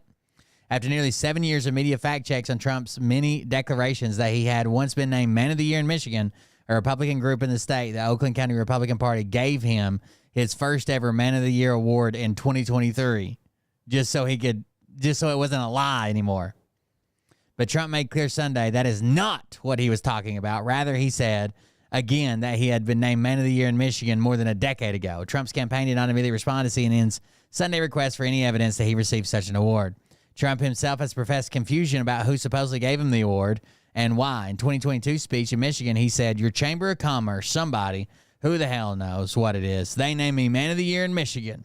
Michigan's Chamber of Commerce had long made clear that it did not give such an award. In 2019 speech in New Hampshire, Trump said, in fact, 5 or 6 years before I even thought about running. For whatever reason, they named me the Man of the Year in Michigan. I said, how come? I didn't even understand it myself.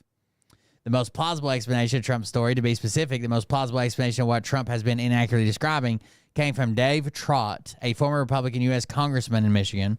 After Trump made the claim in 2019, Trott contacted CNN to note that at a roundtable event with automotive executives in 2016, Trump has suggested he received the Man of the Year award at a 2013 event in Michigan where Trott had invited him just to give a speech at a Lincoln Day diner Trott had chaired in Oakland County. At that event, Trott gave Trump a framed copy of Lincoln's Gettysburg Address and other gifts, but Trump emphatically noted he did not give out any Trump Man of the Year award, nor did anyone else there. Trott had become a fierce Trump critic by 2019. He told CNN that as sitting congressman during the 2017 roundtable, I wasn't going to correct the president in front of the automotive executives, he added. But now that I'm out of Congress, I feel comfortable correcting this stupid story.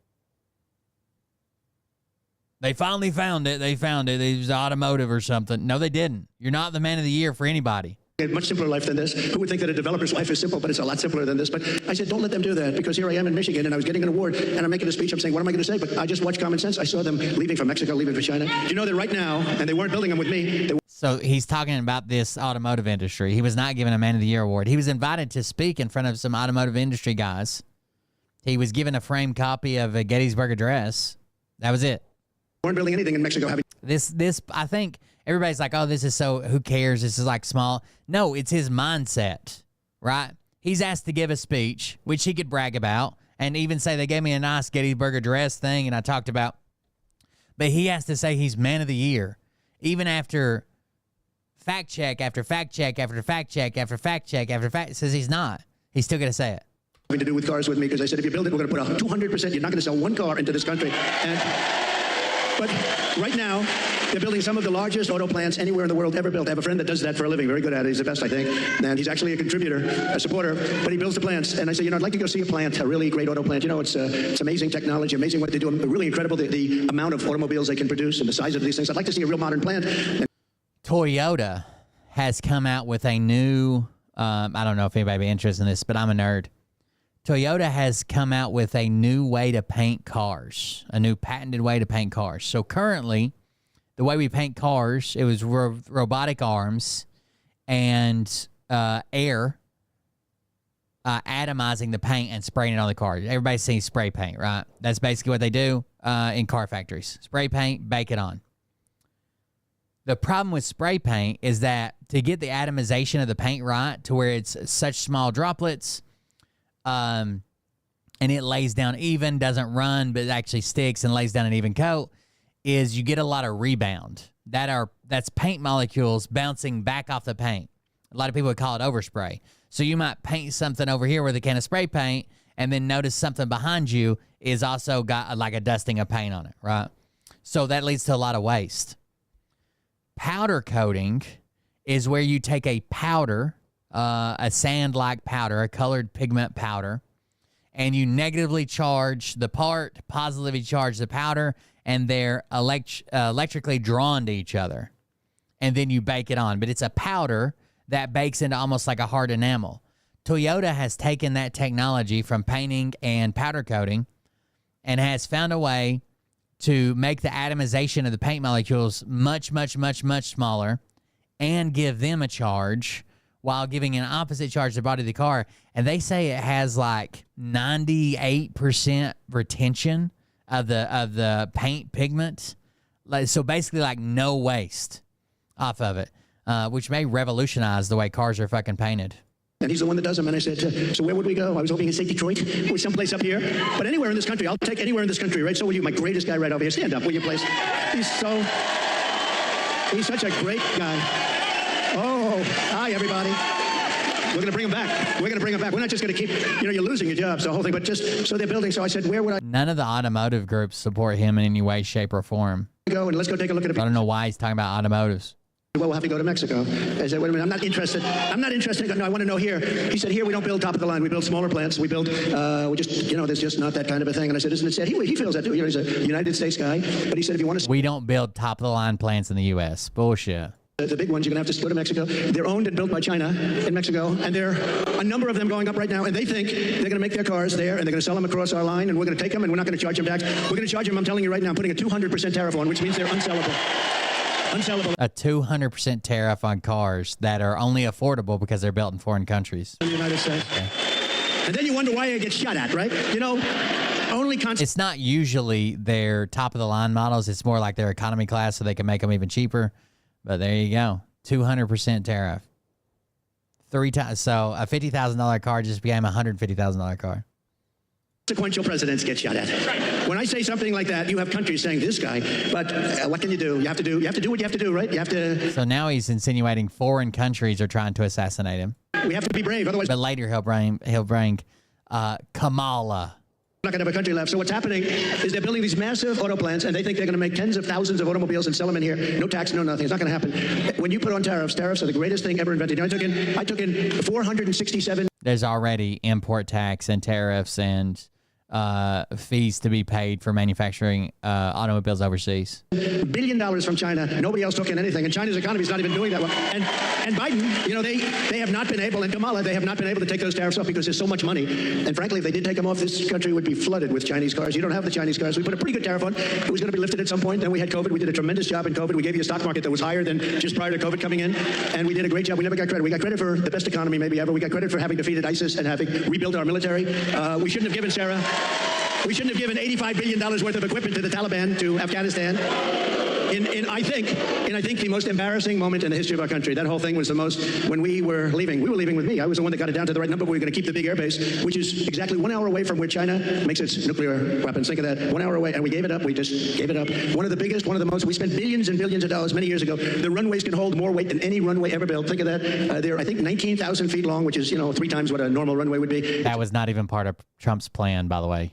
Holding the airbase wasn't part of his plan anyways. It's called Bagram, and we were going to keep that because of China, not because of Afghanistan, 1 hour away from where they make their nuclear weapons. So that was a good one. We left, and the way we got out was so embarrassing. And because of that, first of all, 13 dead soldiers. I've gotten to know their families. They're incredible families, but they'll never be the same. Many badly injured, Sarah, nobody ever talks about the soldiers that are badly injured. They talk about 13 dead, and we always have to say that, number one, and great families. But nobody ever mentions the fact that some of the soldiers were hurt so badly, the arms, the legs, the face, like obliteration. We left American citizens behind, and they're not too happy, I can imagine. But that wasn't his deal, right? His deal was to pull everybody out. If we would have held Bagram, we would have still been at war in Afghanistan, right? That wasn't part of the deal he made. If they're living. And we also gave them $85 billion worth of the best military equipment, all beautiful, brand new, between the goggles and the planes and the armor-plated cars. We gave them armor-plated trucks and cars and vehicles. He also says we'll get it back. So now he's talking about some type of trade deal with the Taliban. Is that what he's suggesting? That we're going to do a deal with the Taliban to get back Bagram. And so much, and they're one of the largest sellers now today of military equipment in the world. They're selling this stuff, 777,000 rifles and guns. Think of that. How do you have that anyway? Who would put that? We have 71,000 trucks and cars, and again, many of them armor-plated. So what happened is when Russia looked at that, they said, we're going to invade.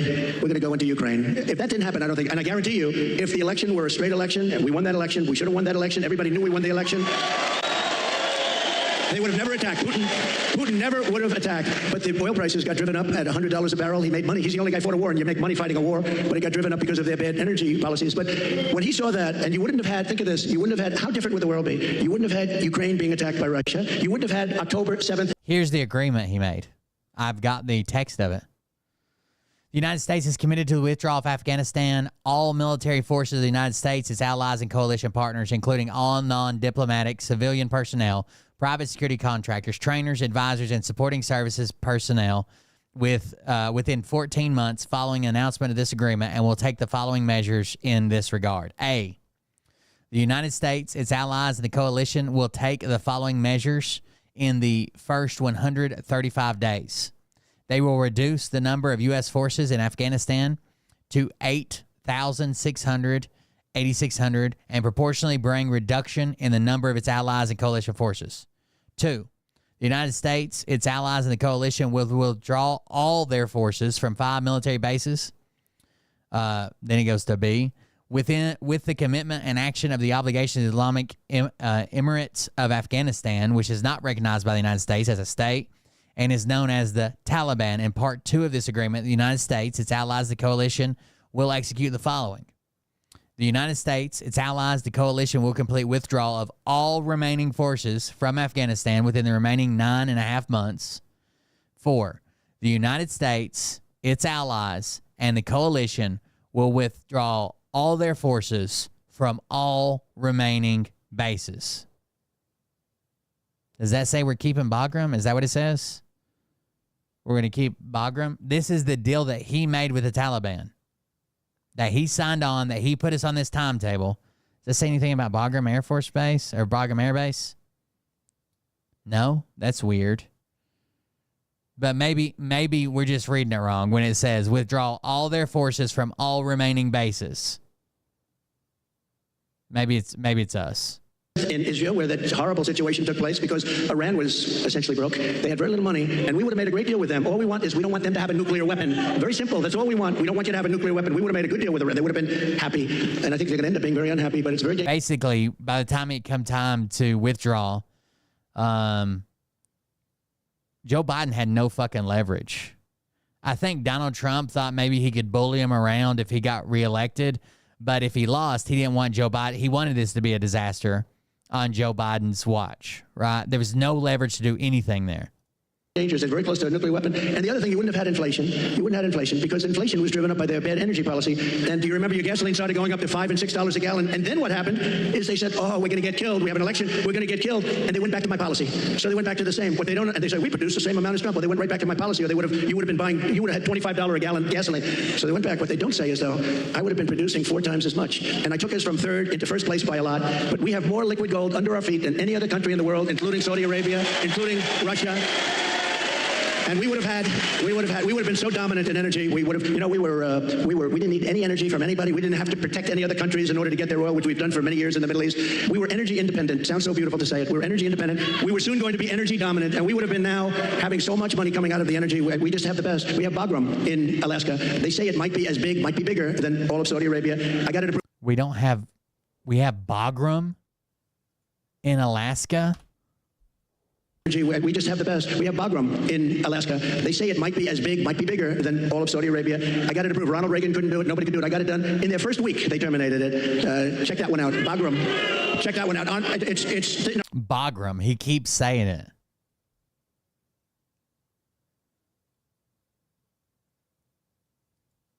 We have Bagram in Alaska.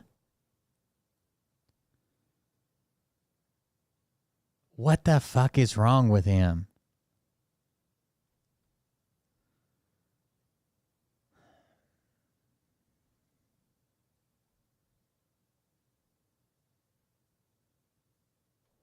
He's talking about ANWR, ANWR, right? Which is the wildlife refuge. That's what he's talking about. But why does he keep saying Bagram multiple times? Think about it. We're energy independent. He's sharp like a tack. Soon going to be energy dominant, and we would have been now having so much money coming out of the energy. We just have the best. We have Bagram in Alaska. They say it might be as big, might be bigger than all of Saudi Arabia. I got it approved. Ronald Reagan couldn't do it. Nobody could do it. I got it done. In their first week, they terminated it. Check that one out. Bagram. Check that one out. It's 13 million. It's 13 million acres of pristine Alaskan wildlife refuge. We don't need to be drilling there. We're drilling more places than we've ever drilled before.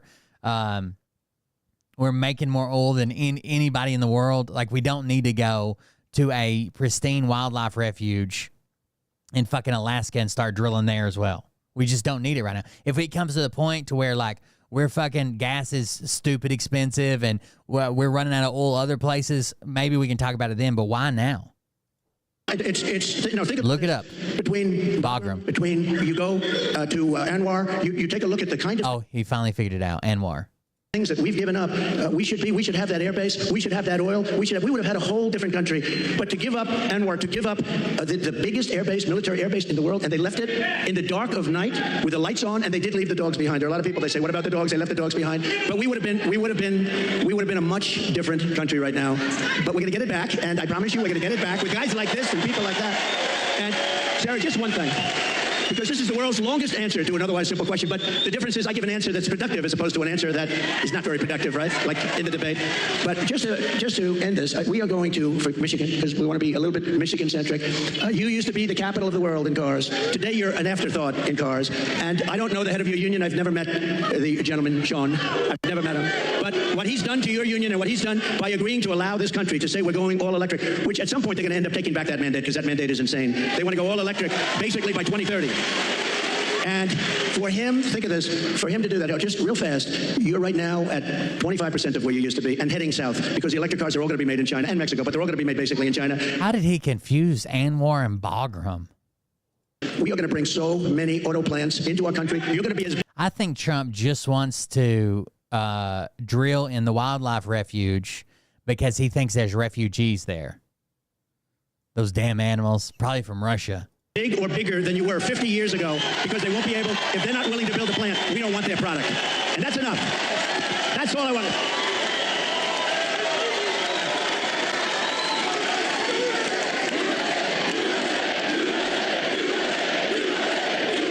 And it'll happen fast. It'll happen very fast. I think it's safe to say that Michigan is happy that you're going to be president again. And Mr. President, we don't mind that you give long answers because you actually have something to say, because you actually got something done when you were president.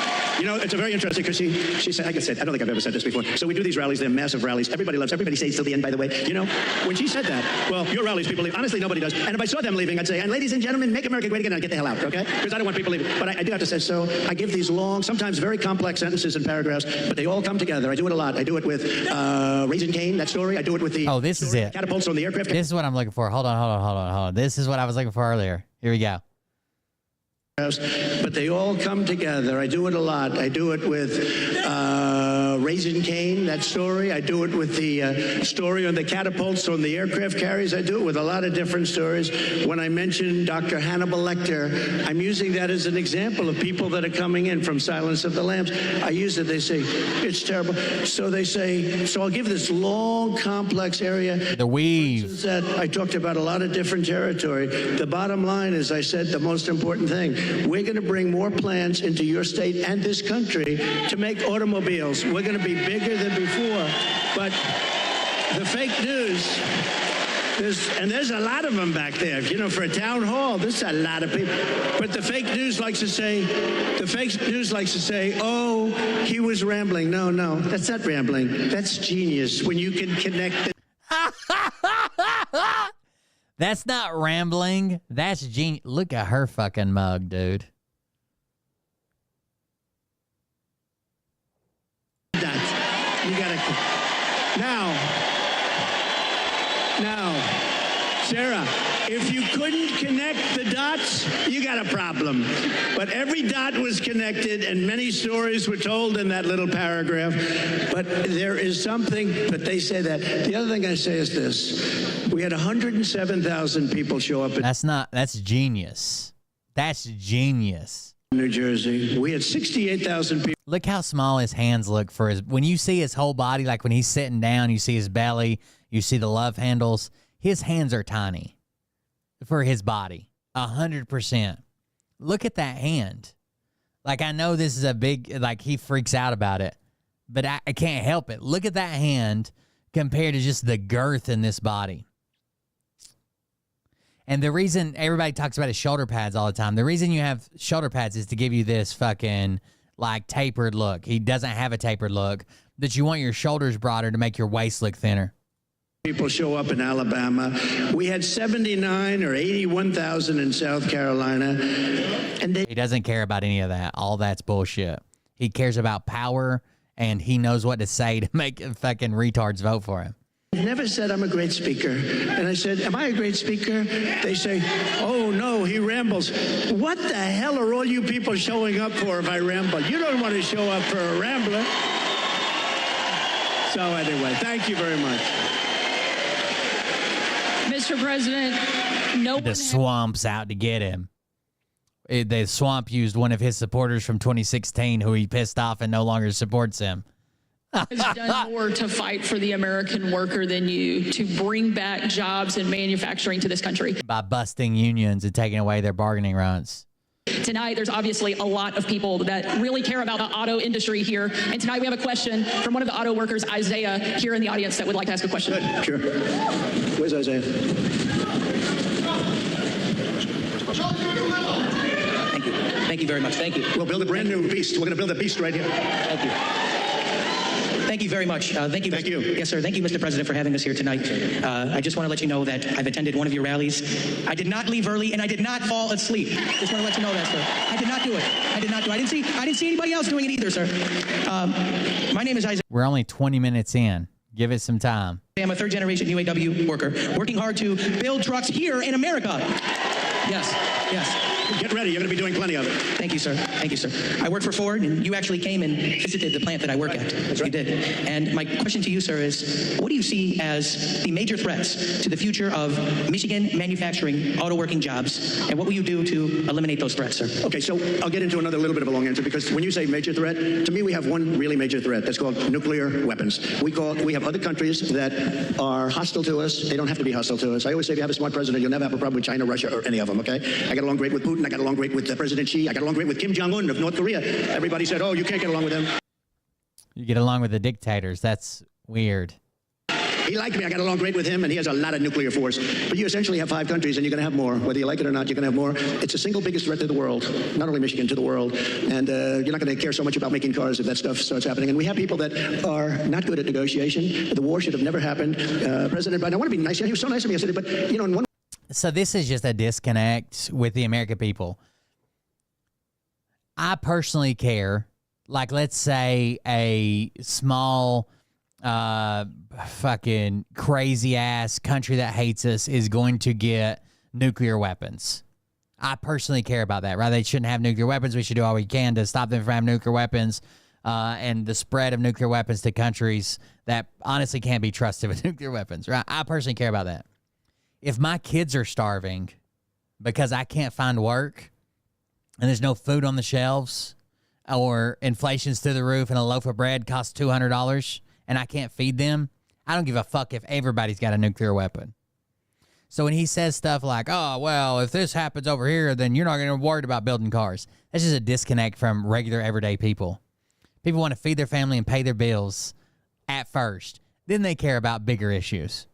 One way, I sort of wish the call wasn't made, because I do feel he's so nice. I'm so sorry about what happened and all that. But I have to lay it out. We have very important, and the same with Kamala today. She could not have been nicer. But the fact is. Yeah, he offends and pisses off and can't get along and wants to drop our allies. But somehow he gets along with a bunch of dictators. I want my people to stand up for me when I speak. Come to attention. We have to have people that are respected by the opponent, by the other side, by other countries that have this. Even Pakistan has nuclear weapons. We have countries. India has. I think all he's doing is getting his audience ready for a loss. Say he put on a good campaign. Look at how big my crowds were. I was everywhere. She can't draw a crowd. She didn't do any interviews. There's no way we lost. We were cheated again. He's going to try to take it through hostile means again. Has a lot of nuclear force. We have countries that have tremendous nuclear power. And when I hear these people talking about global warming, that's the global warming you have to worry about. Not that the ocean's going to rise in 400 years, 1/8 of an inch, and you'll have more seafront property, right, if that happens. I said, is that good or bad? I said, isn't that a good thing? If I have a little property on the ocean, I have a little bit more property. I have a little bit more ocean. But the fact is that it's a. Do you think does he think he owns the ocean?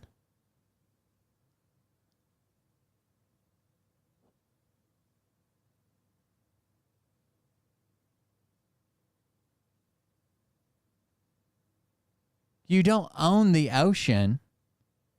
I have a little bit more property, a little bit more ocean. No, you have less property and more ocean, but it's not yours. Tremendous problem, and we are closer to World War III today than we've ever been. And the difference is, and I say this a lot, this isn't army tanks going back and forth and shooting at each other. This is obliteration. The power of these weapons, and I'm the one that revived it, and I hated to do it, but, you know, we had stuff that was 48 years old. They didn't even know if it worked. We have incredible stuff. So does Russia. China has much less, but they're going to catch up over 4 or 5 years. It's the single biggest... China's fucking aircraft carriers are built out of fucking, like, paper, hopes, and dreams. Like, it's crazy. ...threat by far to civilization, and nobody talks... There's a reason that we can send F-16s to fucking Ukraine, and once they're trained up on them, they can dominate the fucking skies against the best that Russia has to offer. We're not even in the same fucking ballpark, okay? 5th gen fighters and shit. I know there's a lot of propaganda and a lot of Russian cocksuckers. They're like, the Su-57. We're not even close. I get like a hard on for like military hardware and technology and shit. We're not even fucking close. And that's not even including the shit that we've already rolled out of Skunk Works that no one's even seen and they won't even confirm it exists. Right? We're talking about shit that you can go see at a goddamn airport and no one's even fucking close. No one's close. About it. They talk about global warming. It used to be, remember? It used to be global warming. You know, they changed the name. You know why? But that's because the reason we're 3-4 decades ahead of everybody is because how much we spend on it, right? We have the best scientists, the best people, the best military, and we sink a shit ton of money into it. Because the planet's getting cooler now. So now what they call it is climate change, because that covers everything. See, climate change, if it gets hot, cooled, you know, these people, I don't know if they're for real, but if they're not. No one's seriously doing this. The reason they started calling it climate change is, one, it's more accurate, right? And two, when we called it global warming, people would be like, this is the coldest day ever recorded in October. Global warming, yeah, right. It's because your tiny little brain couldn't keep up with it. They're covered by the words climate change. If it gets cooler, that's good. If it gets hotter, that's good. Global warming wasn't working so well.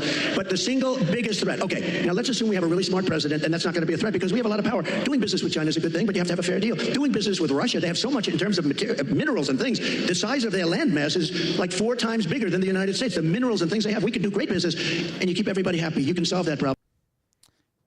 Climate change is a so this is like back to the analogy we did before where you're like someone's like, you drive a truck and you're like, no, I drive a Toyota.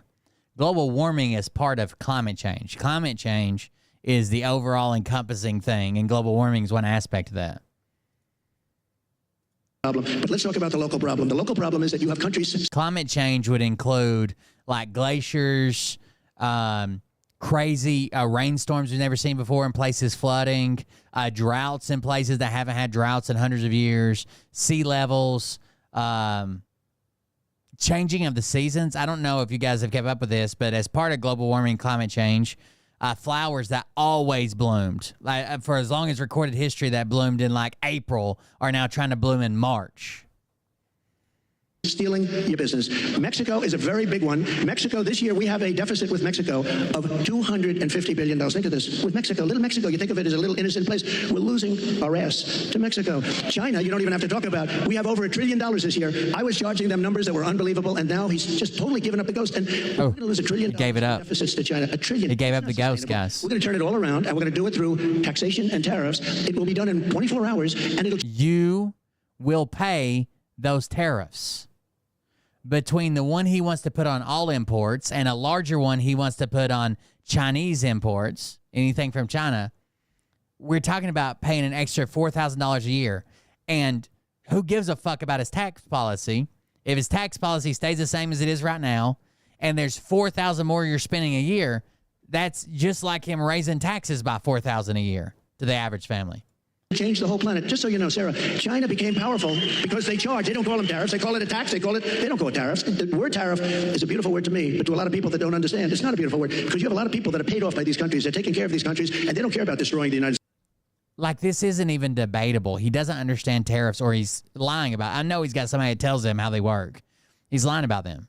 When I bought electronics under the Trump tariffs, I paid more than anybody else in the world. Why? Because the tariffs were attached to it. The tariffs were attached to it.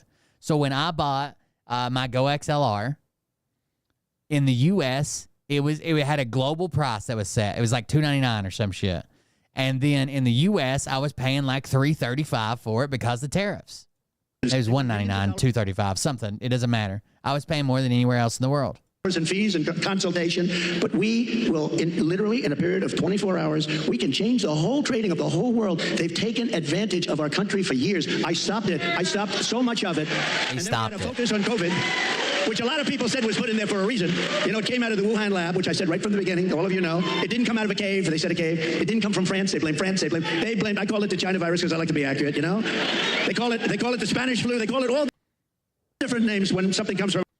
The question was about How's he going to keep car manufacturers open in Michigan? Our country, except for China. I actually had a great relationship with President Xi, and in his own way, he probably liked me the most, but maybe or maybe not. I saw that Putin the other day endorsed Kamala, and you have to understand, these are major chess players. So when he endorses Kamala, he may say, well, I did that because I love you, and it's better to be doing it. So who knows? But he Yeah, that's exactly what he did. It was a joke. It was a laugh. He endorsed her for her laugh.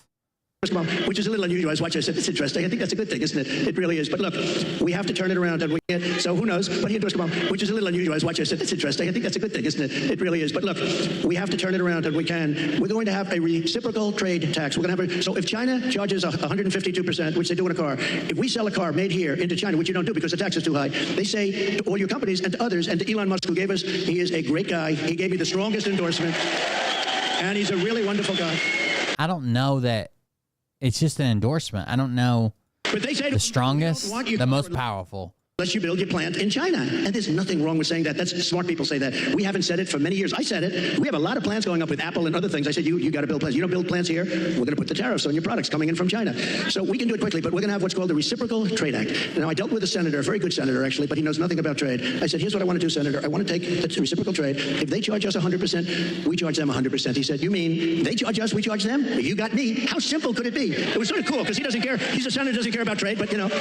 So we're going to call it the Trump Reciprocal Trade Act, or I'll leave the name Trump off as long as we do it. So when India, which is a very big abuser, he happens to be coming to meet me next week. Who else names everything after themselves?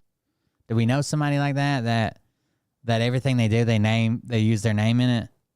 There's somebody. I can't remember who it was, but there's somebody like that. And Modi is fantastic. I mean, fantastic man.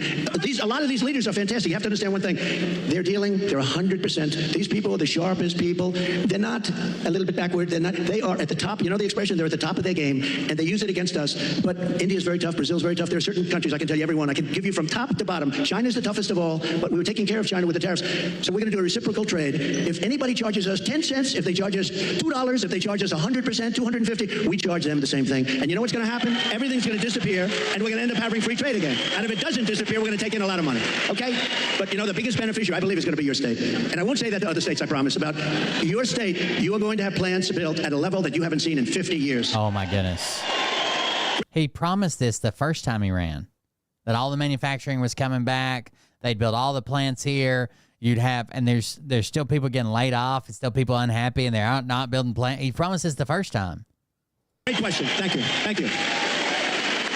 Mr. President, one of the other things I think that you did that helped protect the American worker as much as anything else, and also make our country and our communities safer, was you actually did something about the border. Just this month, there was a woman in my home state of Arkansas who was killed by an illegal immigrant who was drunk driving, that was deported during your administration and came back under this administration because they have failed to protect our country. It's one of the great threats that we face that you actually did something about.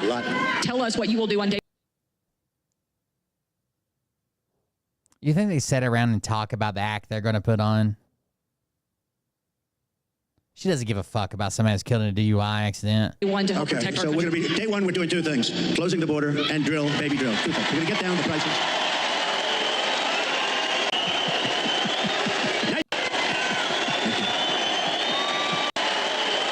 So we're going to be, day one, we're doing two things. Closing the border and drill, baby drill. Two things. We're going to get down the prices.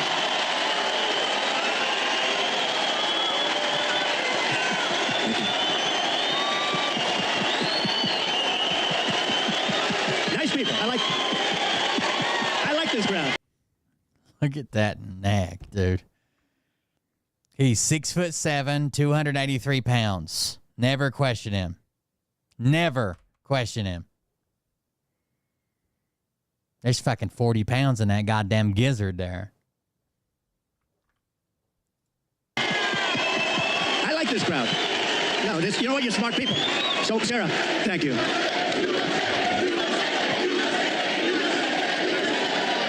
So, over the last couple of years, I've been talking about the border. I got elected in 2016 because of the border, but that border was peanuts compared to what this border is. That border was like a safe border compared, and I did it. I did a great job, and it also includes drugs. Who came to a much lower. Look, unless you have the death penalty for drug dealers, you'll never get rid of the drug problem. Put that through your head, okay? Put that through your head. And I don't know if our country's ready for it. When I was the death penalty for drug dealers. When I was with President Xi, and again, until COVID, I had a great relationship. Once that happened, I really didn't want a relationship because $60 trillion, millions of dead people all over the world. I was not exactly thrilled with him. But before that, I had a great relationship. And I said, do you have a drug problem? No, we have no drug problem. Oh, how come? Death penalty, immediate. I said, what does that mean, immediate? Immediate. We have what's called a quick trial. You know what a quick trial is? Like in one day, the trial is over. Over here, it'll be 25 years. They'll get some nice liberal lawyer and they'll have it tied up for 25 years. The guy dies of old age. So, but they have a death penalty. In Singapore, they have a death penalty. In a lot of countries, they have a death penalty. You sell drugs because the average drug dealer kills during his or her life 500 people. The average one. The average drug dealer is a guy that goes and gets a bag from his dealer, and he sells half of it to his buddy that lives next door, or that comes over and hangs out with him. One's much more. But when you hear that, when people start to hear that, and I set up blue ribbon committees, I put, nice people, dilettantes from New York and from Los Angeles, people that know nothing about drugs, and they're dealing with very smart people. By the way, China doesn't kill people for drug dealers, right? They have the death penalty available for traffickers, right? And which is a whole different quality, right? We're moving pounds or fucking truckloads or whatever it might be. These dealers are smart as hell. They're tough as hell. And they make a fortune. And if you don't have the death penalty for drug dealers, you're just wasting your time. Now we can keep it down and we can do better than we're doing now, and a lot better than we're doing now, because what's happening now is out of control. But we had the lowest human trafficking, mostly in women, I hate to say, mostly in women, but we had the lowest human trafficking in 32 years. You know my favorite chart, the chart I put down when I look to the right tonight. That'll be my all-time favorite chart in history. That was basically a chart showing what a good job I did on immigration. But even if it showed I did a bad job on immigration, it will be my all-time favorite chart, because I wouldn't be here right now if I didn't look over. Let me see that. That was not good. My all-time favorite chart. Blue, yellow, red. It was beautiful. Oh, there it is. There it is. Yeah, that was good. These guys are very good back. That's a good. The interesting thing, it's always on my left. When I do it at rallies, it's always on my list. I only do it about 15, maybe 20% of the time, so I don't do it much. And it's always at the end of a speech. But it's always here. For some reason, they dropped it here. It was at the beginning of the speech, the very beginning couple of sentences. And I turned like a deer bolting, I guess, right? They say good hunters say this every once in a while, a deer will bolt prior to the shot. And I don't know, I guess mine was a form of, but I turned around to look at it. It was right here behind me, actually. And my head was at a perfect angle. Like, it got me. But if you got to be hit, that's the best place. Although it's a blood. The doctor said, how come so much blood? He said, the ear bleeds more than it. I said, I'll take it. I'll take blood. But it was an amazing thing. And I have to say, because deer duck when they hear a shot. I don't know if you guys are big hunters, but a lot of times, especially with bow and arrow, they like duck down, they like flinch down right quick. A lot of people call it a sit or a squat. I have to, while we're on the subject, because people do like to talk about it, a few days ago we had an incident. I have to say, Secret Service did a hell of a job. They really did. They caught one of the gentlemen, one of the agents was walking a couple of holes in front, and he saw a rifle, AK-47. That's serious stuff, right? You know more about that. My sons know more about this stuff. Not an AK-47. But AK-47, that's a bad one. The other one was an AR. That's a bad one. It's a bad one. 15. This was an AK-47, and he saw the barrel of the gun coming out from a bush. Can you believe it? This guy was all set. He was all set to do his number, and there was no talk. He didn't say, hello, what are you doing here, please? And he ends up getting shot himself. He took his gun and started shooting him, and this guy ran. Great guy. I don't know if he's... Started shooting at him. Where is he? Not here, right? This guy... These guys do a great job. Now, they do need more people, and they've been complaining about that for a long time, but he did a great job. But you want to know another sort of a miracle? So the guy's now running for his life, and he's got a car a block away or whatever. And a woman, this is a woman, not a man, a woman, see? Women are smarter than men. I hate to say. How does that sound? Our great First Lady is very happy now. Let me just tell you, think of this. Who would do this? I actually asked, I was with the sheriff this morning, I was with a couple of people from Secret Service, who would do this? So you now have a man running, not with the gun, he dropped the gun, we found the gun, but he was gone. And a woman driving in a car saw a man on the street, pretty busy street, running, and she followed him. And he got into the car, and she stopped because she thought he was trouble. He looked different. He like trouble. She followed him, it wasn't very far, and parked the car behind his car, and started taking pictures of his license plate. Now think of it. And Sarah, think of it. No, seriously, who would do that? It's the women. Not from good or bad, not from strength or heroism. No, just you see somebody running. I see people running all the time, and you don't. She saw something in this guy that was bad. She may have heard maybe gunshots because there were four gunshots. Actually, the shots. He never got off a shot. The shots were from Secret Service. But think of it. Who would do this? If you took 1,000 of these incidents, would even one person have done it? This woman was okay. Met her, but I'd like to meet her. I'm going to meet her. I hope. But think of this. She goes in. God, I hope she hates your guts. And then she sends the pictures into the sheriff's office, and the sheriffs are saying, wow, this is pretty amazing. And they were able... Nah, I'm good. This guy within 10 minutes had a high-speed chase on the highway. What the fuck is the station? Where are you going to the police station? Otherwise, we'd probably have An AK-47, they had the camera, he had the whole thing. He was a sophisticated guy. The Chinese secret agent station. He even had the serial number taken off the rifle, the gun. But think of this. So we'd have all this stuff, but I'd be walking around saying, I wonder where this guy is. Is he in this audience? We would have a maniac out there. This woman was unbelievable. Because I actually asked the sheriff, if it happened 1,000 times, would anybody have done that? He said, maybe, but not much, not much. So she did she was really amazing job. We're glad she did.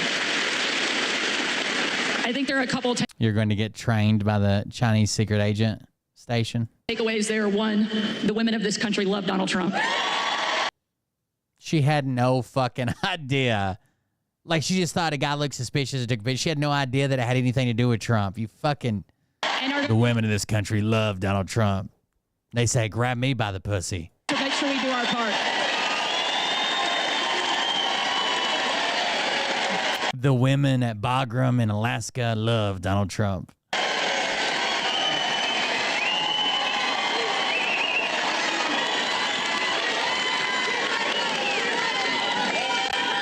And I think one of the other things that we all know in this room certainly is that God is not finished with you and he has big plans. Most of them end in hell, but he's still got big plans. Sarah, I just want to say one thing. So when I heard... All right, I'm done with this. Let's see what this is. I'm a 56-year-old, rural, gun-owning white guy. And if Kamala Harris thinks I'll vote for her, she's right. Just a little bit ago, my brother sent me a picture. Had a caption on it that said, "Why don't pictures like this trend on social media?" Well, I had to respond to my brother and tell him because it was a stupid frickin' picture. Not exactly the word I used. The picture in question had some guy standing in front of what looked like a courthouse in small-town America. Guy was wearing battle fatigues and a tactical vest with nothing in it. My guess, he's never been within 100 yards of a recruiting office.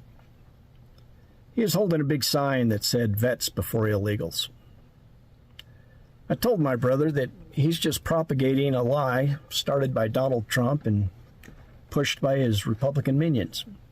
That lie being that we're spending money on undocumented immigrants that could be spent on veterans. The reason it's a lie is because the U.S. Constitution requires that all spending bills originate in the U.S. House of Representatives.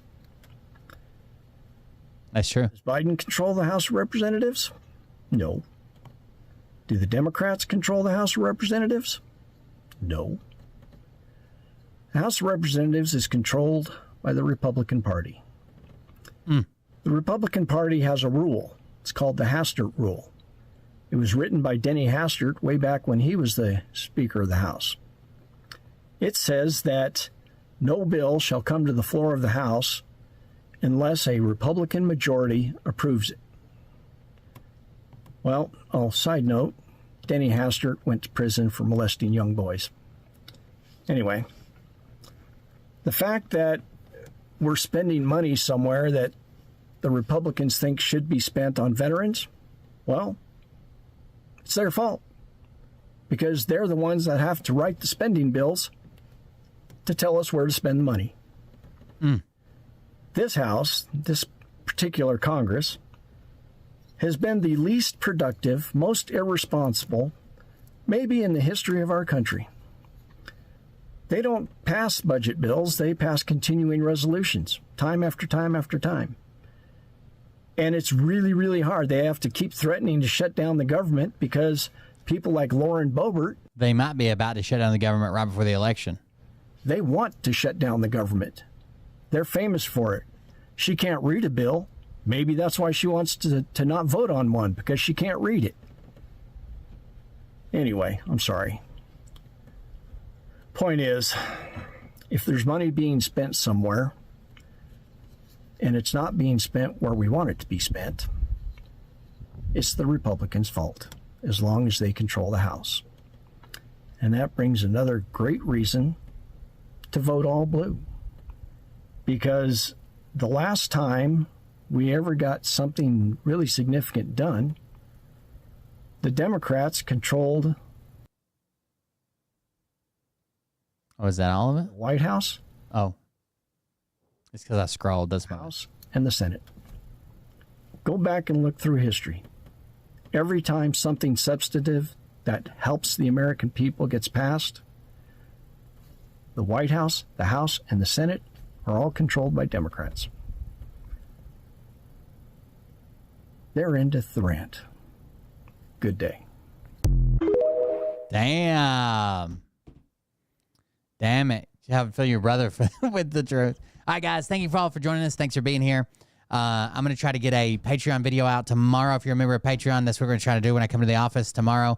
I've also got a plan to make some TikToks and some shorter form content or whatever, more of that. But if you're a Patreon member, we're doing a Patreon show tomorrow. No matter what happens, I know the last couple times there's been fucking assassination attempts or something with Phil or whatever. We're doing Patreon tomorrow. So if you want to join, patreon.com/coldbeer. Thank you guys for joining us. Please consider supporting the show, helping out with the GoFundMe, either of those things that you're able to do. If not, just please share those things, the show or the GoFundMe for Mariah's sister who lost everything in her house fire. She's got a husband and a 6-year-old, so they lost everything. Thank you guys for joining us. Thanks for being here, and we'll see everybody on the next one. Talk to you guys later. Have a good one, guys. But I can tell you this about if this douchebag happens to see this particular show, you don't have the forking balls to call out the people on this planet by name and tell them exactly who they are and tell them the rest of the world who they are. You don't have the forking balls. You don't have the balls. Okay, Scott. Here we go, I think I started some shit. Listen off, it's about to get lit. Get the place in the best, you know that stage is set. You better buckle up, cause you ain't seen none yet. Here we go, I think I started some shit. Piss them off, it's about to get lit. Get the place in the best, you know that stage is set.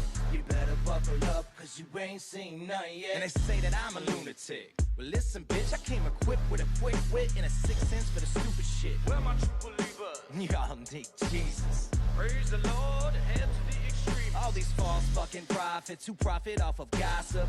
Worshipping drums, cocking, begging for a throat deposit. Swinging fucking meat hammers like Thor in a thong. He's strapped to the shaft, beating his chest like he's King Kong. Starving for attention, I'ma make your gut burst. I'll be your huckleberry, I can quench that thirst. Baby eating lizard people, alien sex. What's next? Trump in a dress, fucking Flynn on his desk. A retard in a vest, climbing up 5G towers. Cause you told him if he did, he'd get fucking superpowers. Here we go, I think I started some shit. Piss them off, it's about to get lit. Get the place in the best, you know that stage is set. You better buckle up, cause you ain't seen none yet. Here we go, I think I started some shit. Piss them off, it's about Good night, guys. to get the place in the best, you know that stage is set.